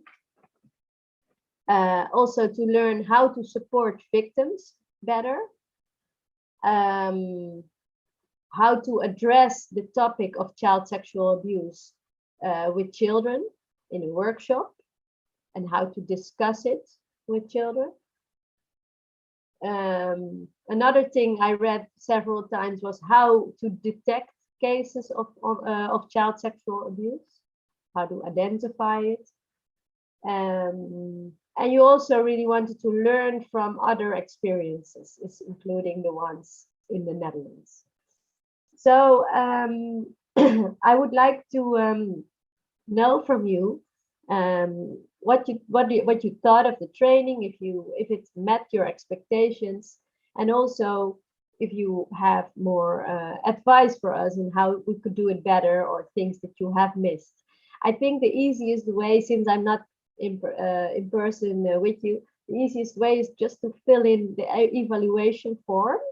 So if you go to your workbook, on the very end of your workbook, you find an evaluation form. Please take a few minutes now to fill it in, and then the group facilitators can collect them, and later on I will provide you with a short form, and you can report the content back to me later on.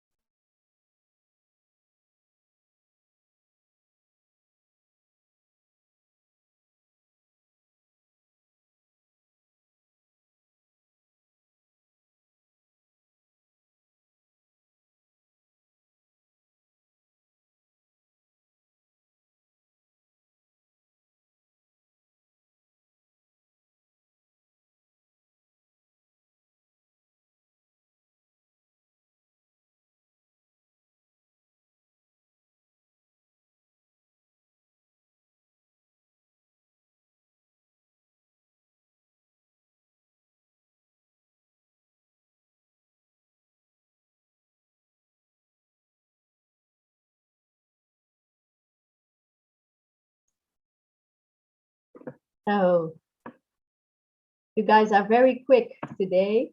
Thank you so much. So I hear everybody's done. I look very much forward to reading these evaluation forms. I regret, normally we would have more of an interactive conversation now about, you know, how that you could share what you thought about the training, what your main takeaways are, what your advice is to us to improve it. But it's a bit time consuming to do that online, so I will just read it. But thanks for filling it in. So we will now close this part of the training. I would like to thank all the participants, everyone. I would like to thank you for being patient, especially the first day. We still had to figure out how things were going with the online things, translations, internet connection. So it took patience from your side, of course. Thank you for that. Also for sharing your personal experiences, which can be difficult. Also for your attention during these days, because I know very well that keeping this high level of attention, especially with a topic like this, which is difficult sometimes, can be complicated. So thank you very much for doing that, for participating actively in all the exercises. This is very important to make a training like this to a success. So thank you very much. I wish all the participants all the best in their work with children. I hope this training will help you in identifying cases of child sexual abuse, in knowing how to respond, in feeling confident, more confident, and even more important, in preventing abuse. This is something we can all do together if we all play our part, and I really hope that maybe only parts of this training, but or maybe all of it can be helpful in that process. So wish you all the best, good luck. If after this training any questions arise that you want to ask me, feel free to send me an email. Your group facilitators will know how to find me. So thank you very much, good luck. And then I also would like to thank the group facilitators. You did an amazing job these days. It was also, I think, quite intense for you to be alert all the time and to interact with me and with the group. So you did very well, thank you. And also thanks for everybody else who was involved in the background, translators, technical team, Julia, you also as well. And of course, thank you to SOS Children's Villages, Belarus, for giving us, ICDI, this opportunity to deliver this training for you. So I give now the floor to Julia, I think. Do you want to say a few words? Yeah, okay. Okay, thank you everyone, and goodbye. I hope to see each other again in the future. And then hopefully in person and not online. Спасибо большое, Сара. Я бы хотела присоединиться ко всем словам, которые вы только что сказали, и поблагодарить вас и команду, которая разрабатывала и проводила этот тренинг со стороны вашей организации. Нам очень приятно с вами сотрудничать. Это уже не первый проект, который мы совместно реализовываем. Я надеюсь, что мы еще встретимся в будущем. Нашим коллегам, которые находятся в Могилеве и в Боровлянах, я скажу, что мы продолжим после обеда, через час, маленькой завершающей сессией, на которой я расскажу о будущих шагах и вручим вам сертификаты от имени СОС детских деревень Беларуси и от имени тренеров и организации ICDI. Благодарю переводчиков и Сару, больше не смею вас задерживать. И со всеми остальными встретимся в 14:00. Спасибо.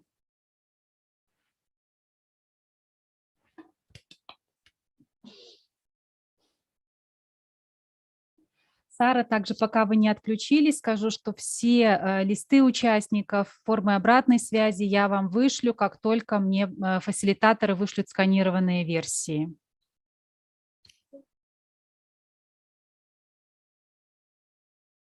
Great, great. Okay, so thank you so much. I will log out now then, and wish you good luck the rest of the day. And then we will be in touch later about the forms and the report and other stuff, the practical things. Yes? Okay.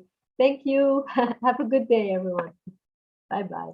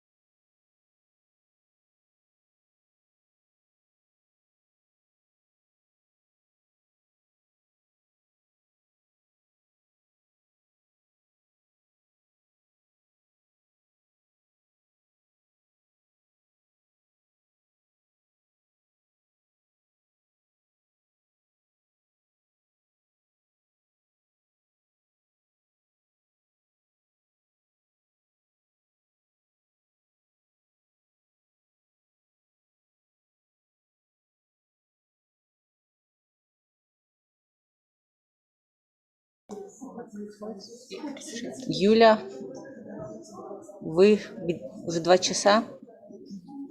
Да, я уже здесь.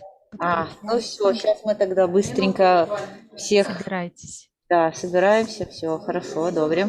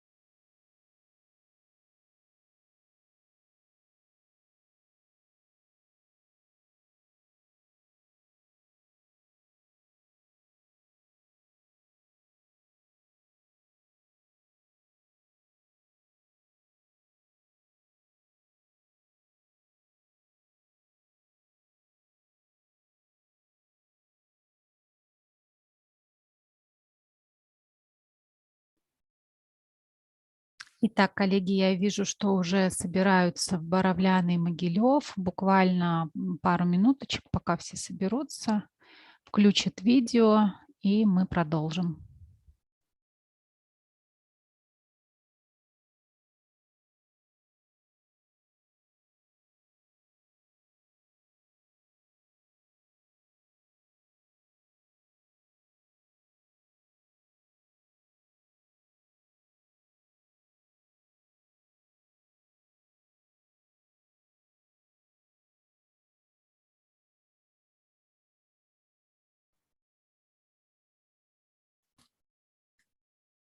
Олеся, Татьяна, вы мне, пожалуйста, маякните каким-нибудь образом, что меня слышно, видно и все собрались. Могу начинать. Мгм.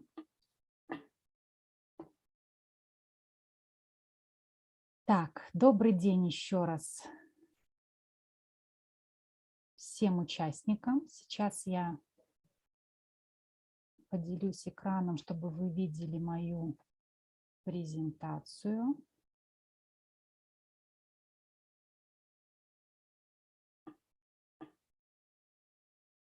У себя на экране.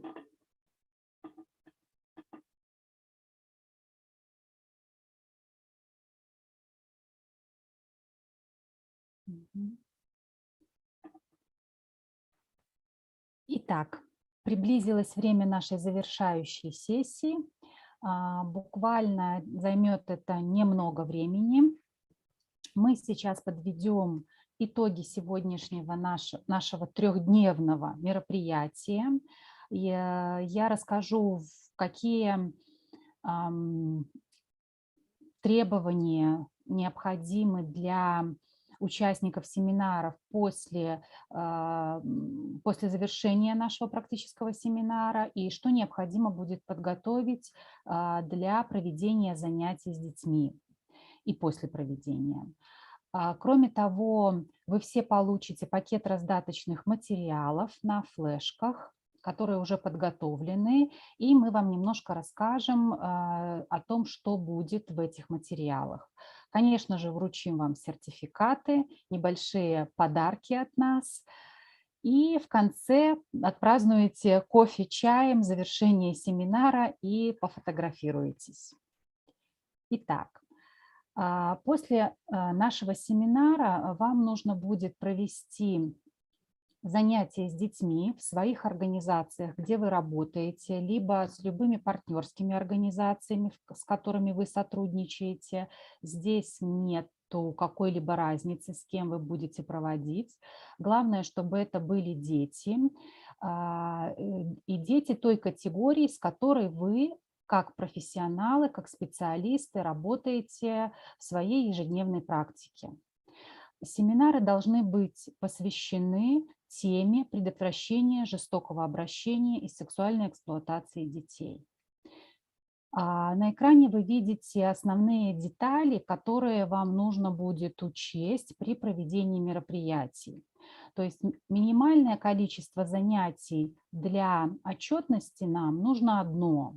Но однако следует учесть, что в данном занятии должны принять участие 15 человек, как минимум. Поэтому если вы будете проводить занятия с меньшей группой людей, соответственно, занятий вам нужно будет провести больше, не одно, а 2 или 3, например. И мероприятие может быть проведено в любой форме, в которой вы это придумаете и решите реализовать. Мы будем ждать от вас отчетности до марта 2022 года. То есть такой срок даем для проведения мероприятий. После того, как вы проведете мероприятие, нужно будет выслать нам небольшой пакет документов о том, что мероприятие состоялось. Пакет состоит из следующих документов. Это программа мероприятия, которая может быть совершенно в свободной форме, таблица, просто текст, набранный в Word или в Excel, в любой угодно программе, в которой вы работаете.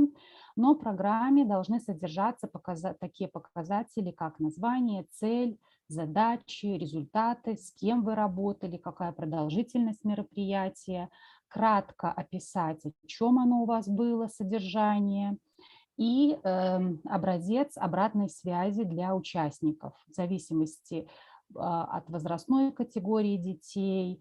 Понятно, что это у вас может быть либо опросник, либо любая другая форма, которая вам понравится.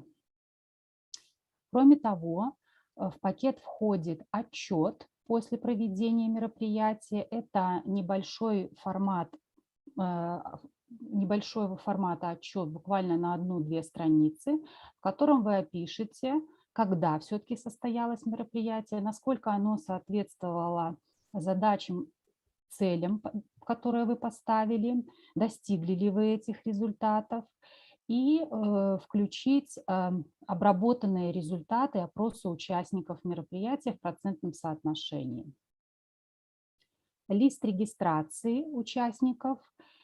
Для сотрудников СОС детских деревень обязательно нужно будет написать небольшую заметку о том, что вы проводите мероприятие, с кем проводите, вы уже знакомы с тем, как готовить заметки. Эта заметка будет опубликована на сайте нашей организации. Для тех, кто не является сотрудником СОС детских деревень, смотрите, как по возможности, если у вас будет такая возможность, то мы тоже будем рады опубликовать информацию о ваших мероприятиях на своем сайте. И последний пункт – это фотографии. Буквально 4-5 штук на занятия. Я уже, как говорила вам, на флеш-картах мы вам дадим материалы, необходимые для работы вам в данной теме, и там будут содержаться некоторые шаблоны документов, которые мы просим, в частности, программа, то есть какие пункты вам нужно включать, отчет и лист регистрации, для того, чтобы вам легче было потом заполнять. Все документы, которые вы соберете после мероприятий, можно будет высылать координатору проекта Ирине Панковой. На экране вы видите ее мобильный телефон и городской телефон, а также e-mail. Также после мероприятия Ирина свяжется с вами, с каждым участником, для того, чтобы определить, в какое примерно время вы планируете уже организовать какие-то мероприятия в рамках данной тематики. Как я уже говорила, это можно будет провести до марта 2022 года. И последнее, что мы вам хотели рассказать, это о раздаточных материалах, которые мы вам раздадим на флешках. Я сейчас передам слово Ирине Панковой, которая немножечко сделает обзор материалов на флешке. Ирина.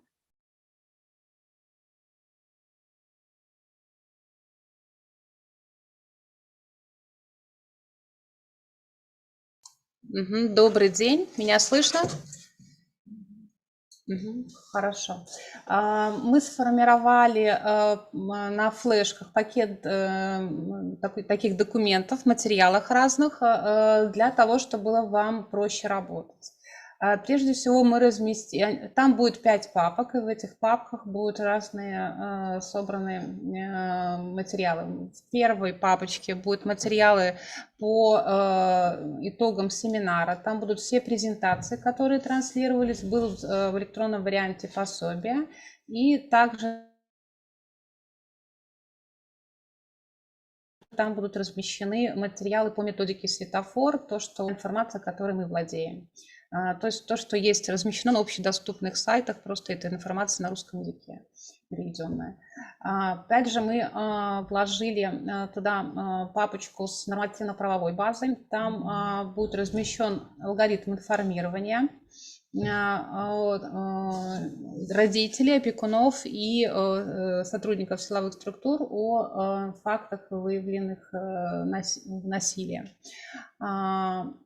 Будет файл с названием, выдержками из основных нормативных документов и как раз-таки со ссылками с выдержками на те основные пункты, которые касаются нашей тематики. Вложили еще общую такую информацию, 2 доклада ООН разных годов именно по вопросам торговли детьми, сексуальной эксплуатации. Это скорее для ознакомления, то, что эта проблема касается не только нас, но и актуальна для всех стран мира на сегодняшний момент.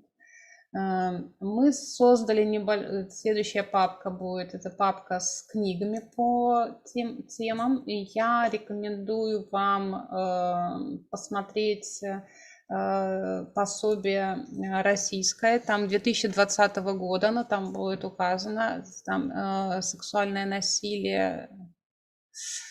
Будет очень хорошо расписана тема, там будет все от выявления до реабилитации, все шаги. Единственное, что учитываете, обращайте внимание, там российское законодательство, да? Все остальное применимо к нам и очень полезный материал. Это есть такой сайт stelit.ru, и на этом сайте вы можете найти и ссылку на эту книгу, и на другие пособия, и в принципе там размещено очень много полезной информации. На степике, опять же, если мы возвращаемся к информационной части, я говорила, на платформе обучающей степик можно найти. Прям если вы в поисковую строку напишите «сексуальное насилие», там вот это как раз-таки был проект российский, Stelit проводили, создали обучающие программы по сексуальному насилию. Если вы хотите укрепиться в своих знаниях, узнать что-то новое, то опять же можно пройти этот обучающий курс, он бесплатен, регистрироваться на него можно, то есть любому участнику. И по итогам предлагаются сертификаты, опять же ссылка на электронный вариант дополнительной методической литературы по теме. Очень рекомендую, грамотно написано, очень основательно, подробно, все нюансы расписаны, современные нюансы тоже описаны. Много другой литературы, в том числе вы там найдете литературу о общественной организации «Дети не для насилия». Они разрабатывали практические занятия, там будет сборник с практическими занятиями для детей. В принципе, вы можете использовать при проведении занятий что-то из этого материала, там рабочие материалы будут. Их для того, чтобы вам было проще самим написать свою программу, можно опираться на эти материалы. Также мы предоставили вам, в следующей папке будут видеоматериалы, они будут на разные возраста. Я коллегам, которые находятся сейчас в Боровлянах, уже немножко про них говорила. Там видеоролики, они от первого лица, истории, которые рассказывают молодые люди. Там есть видеоролики это больше для подростков, есть видеоролики для детей по правилам безопасности, да, и по необходимости обращаться куда-либо. Это видеоролики, которые были разработаны в Кыргызстане, но их можно использовать, в принципе, с отсылкой на наши горячие линии и другие организации, которые могут помочь. И есть видеоролик для совсем маленьких, как вариант работы с дошкольниками, там по границам как раз-таки материал. То есть их можно в рамках занятий этим видеоматериалы использовать. В зависимости от возраста, ну, посмотрите, разберетесь. И там же вложена папка с образцами отчетной документации. Хочу обратить ваше внимание, что должно быть сохранено логотип нашей организации, логотип проекта, логотип донора проекта. То есть они должны остаться. По содержанию в программы жестких требований нет, кроме тех, которые обозначала Юлия раньше. То есть это то, что должны быть отражены цели, задачи, ну, то есть основные моменты. По отчету это тоже должна быть обобщенная такая информация о том, как прошло мероприятие, какие были, может быть, основные моменты. Он не должен быть очень большой, но там должна быть отражена работа. Лист регистрации, обратите внимание, там тоже есть логотипы доноров и СОС детских деревень. Сохраните их, пожалуйста, это тоже нам нужно для отчетности. В тех случаях, когда лист регистрации маленькие дети, это могут быть смайлики, это могут быть какие-то там другие формы обозначения, что участник присутствовал, то есть это не обязательно подпись, потому что в разные возраста будут проводиться занятия, как я предполагаю, соответственно, и это касается и формы обратной связи по прошедшему мероприятию. То есть если мы имеем дело с детьми маленькими, то мы тогда адаптируем и форму обратной связи под тот возраст, с которым мы работаем. Наверное, вот это основная информация. Все вопросы, какие у вас будут возникать, вы можете задавать мне. Юля в презентации отметила мой номер телефона. Этот же номер телефона был указан в приглашениях, которые мы вам рассылали. Поэтому, если любые вопросы по организации, по проведению, по оформлению, по предоставлению нам обратной связи у вас будут, вы можете звонить и спрашивать, можете писать в почту, как кому будет удобно. Вот. У меня, наверное, все. Если есть какие-то вопросы сейчас, то лучше задать сейчас. Да, у меня тоже, в принципе, все. Если вы хотите что-либо спросить, то, пожалуйста, мы ответим на ваши вопросы сейчас.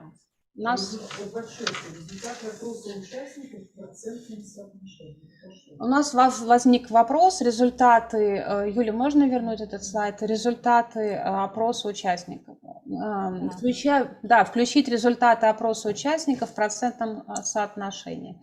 Это про что? Это у вас будет форма обратной связи, да, и в процентном соотношении, это, грубо говоря, 15 человек узнал, 15% узнало что-то новое, там 15% все новое было, частично. В зависимости от того, какие у вас будут вопросы. В зависимости от того, что вы заложите в форму обратной связи, вот это вот, это ваше. Какую вы считаете для вас важную информацию получить? Нам важно скорее узнать, была ли полезная информация, получили что-то новое. Вот, наверное, основных два пункта. Она зависит будет от возраста, с которым вы работаете, потому что, у дошкольника очень тяжело спрашивать. Да, они цветами, смайликами, смайликами, то есть дети угодно. разных возрастов могут оценивать по-разному, поэтому мы стандартную форму не предлагали. Если нужно, можем какие-то варианты. Допустим, я могу поделиться тем, чем я пользуюсь вообще в тренинге, и туда добавить уже какие-то вопросы. Можем создать чат в Вайбере, можем создать там, я не знаю, какой-то еще вариант, где можем обмениваться этими формами. Если есть необходимость, я могу это сделать, только единственное, что мне нужно понимать номера телефонов, Вайбер в плане того, что тот номер или не тот, на котором Вайбер вы писали при листе регистрации. В листах регистрации не все пишут, Я про то, что иногда пишут 2 номера, на каком-то одном из них зарегистрирован Viber. Мы можем поступить так. Если участники сейчас захотят, чтобы была создана какая-то группа в Viber для обмена информацией, я попрошу фасилитаторов просто оставить пустой лист на столах, и те, кто захочет, запишите свои номера телефонов, которые и имя, для того, чтобы можно было добавлять это в Viber. Для тех, кто оставит свои контакты, мы создадим группу.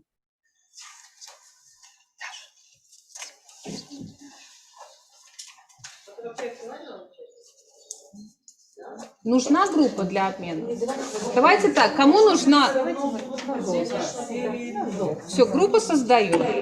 Мы пустили лист по рядам, люди, кто захочет, напишет. оставят свои контакты. Хорошо. Если не будет никого, значит не будет никого. Значит, это автоматически означает, что группа не нужна. Если кто-то будет, будет группа. Угу. Еще вопросы, пожалуйста? Ну, у меня может быть вопрос скорее вот ко всем, чего не хватило и что бы хотелось еще. Ну, то есть в этой теме на что обратить внимание на будущее, может быть, какое-то обучение, если оно нужно, то на какую тему? Ну, узкопрофильно.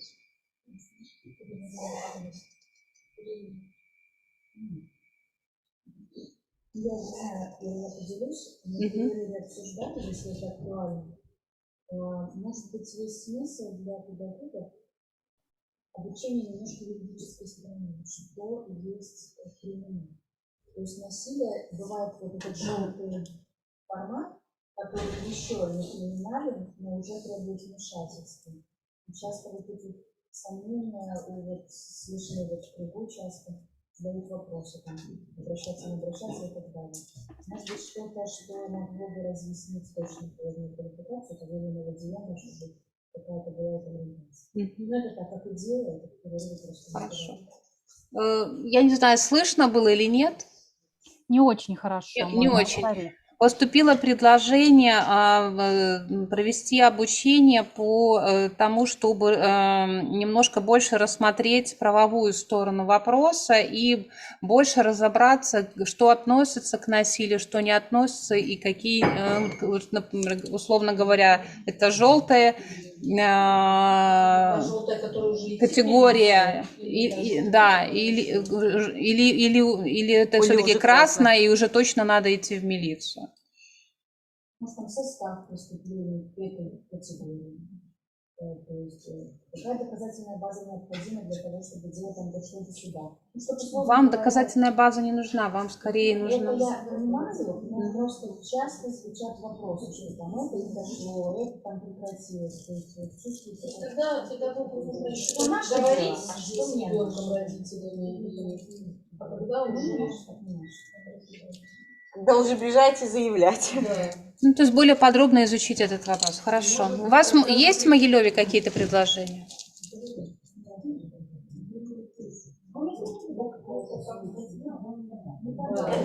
В Могилеве одно предложение — собираться. Все понятно. Хорошо. Тогда, Юль. Да, тогда мы завершаем. Пожалуйста, завершите вручением материалов, сертификатов в каждом. Я поздравляю всех участников. Спасибо за ваше терпение. Всем хороших выходных. До свидания. До свидания.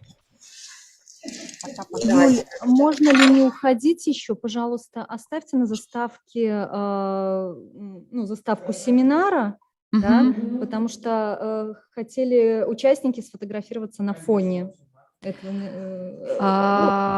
сейчас включу тогда свой слайд, может, презентацию. У меня заставки вот это, я не знаю, как ее, честно сказать, показать. Я тогда презентацию, свой первый слайд. И вы, пожалуйста, общее фото с сертификатиками тоже сделайте. Хорошо, Таня? Хорошо, все, тогда сейчас попробую. Ну что, торжественный момент. Я буду называть. Вы будете наоборот. Я сейчас не буду. Может, мы тоже столы туда? Да, я сейчас встану. Нет, вы по одному. Ну что, все готовы, ключи? Наталья Юлиановна, Воробей, ну, да? Ну, какой достаточно. Поздравляю вас второй раз. Так, Марина Александровна Абрамин. Я не буду читать фамилию, потому что всегда с ними. Так, поздравляю. Спасибо. Так, Маргарита Владимировна. Маргарита, гляди сюда. Спасибо. Маргарита. Да. Олеся Валентиновна. Вы, Ира, достаете всего это? Я просто все готовлю. Спасибо вам.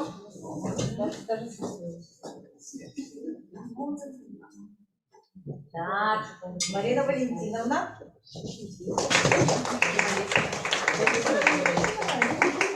Спасибо.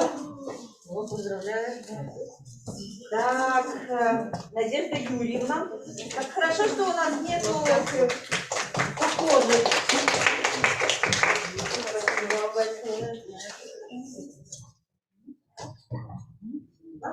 Так, Филипп Александрович. Кстати, всегда вот как было такой опыт, что когда участвуют, ну, молодых людей всегда чаще всего, 1-2, и сложнее всего. Поэтому спасибо большое, что вы выдержали. По разным причинам сложнее. Валерия Витальевна.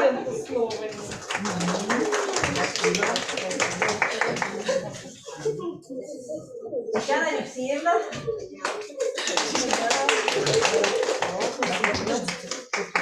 Да, я в этом называется фото с пандемией, да, я и Татьяна. Татьяна и я, да. Валентина Михайловна. Ой, спасибо вам большое. Давай.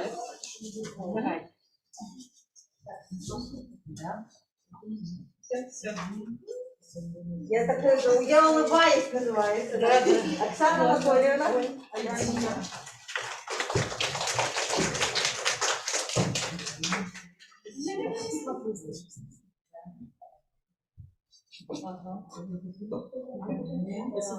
Так, вам спасибо огромное. Так, Светлана Михайловна.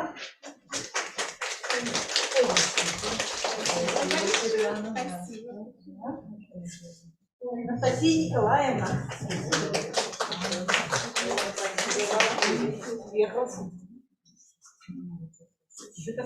Так много. Диана Абдулаевна.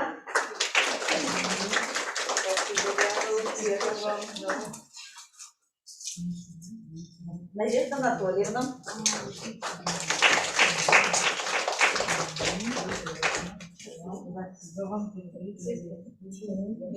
Так, Елена Дмитриевна.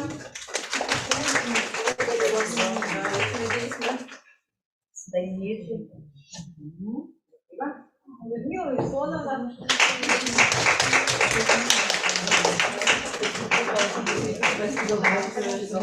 Нам присоединились. Дарья Александровна. Да, спасибо. Дарья. Екатерина Андреевна. Спасибо вам. Надеюсь, да. Ну, Наталья Леонидовна. Спасибо, Наталья.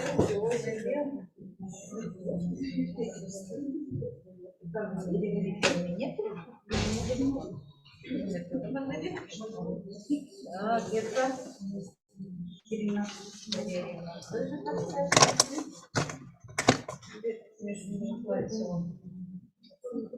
Это тоже пациент Леонидовна. О, Юлия Сергеевна.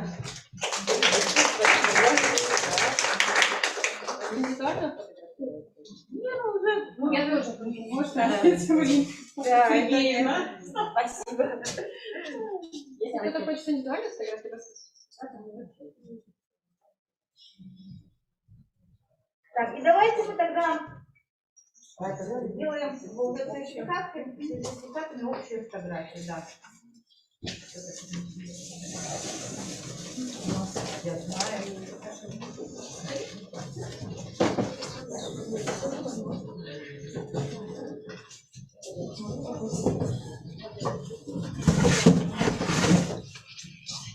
Если кому-то еще какие-то материалы нужны будут, мы в рамках проекта разрабатываем материалы. И у нас есть материалы, те, которые вы видели, брали. Если нужно еще, пожалуйста, обращайтесь. Я просто писала, но там, наверное, у меня просто первая буква, у меня Л, я пишу просто как маленькую Л, я, наверное, Не прочитала? Ну, попробуйте еще раз написать, если... я туда напишу просто. И это тоже. А, это почта для...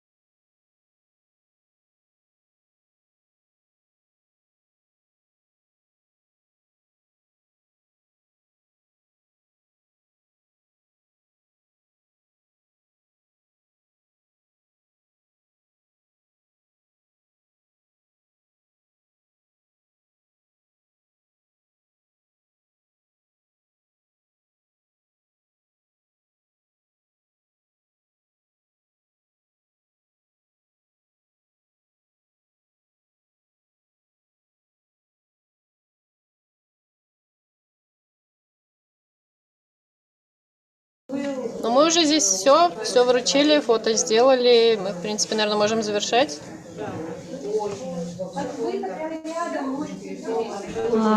Я Или думаю, что остаемся мы... еще организаторами, да? Какой-то. Давайте мы минут на 5 останемся буквально, и все. Думаю, что Могилев, наверное, тоже уже сделали фотографии, уже мне не надо будет им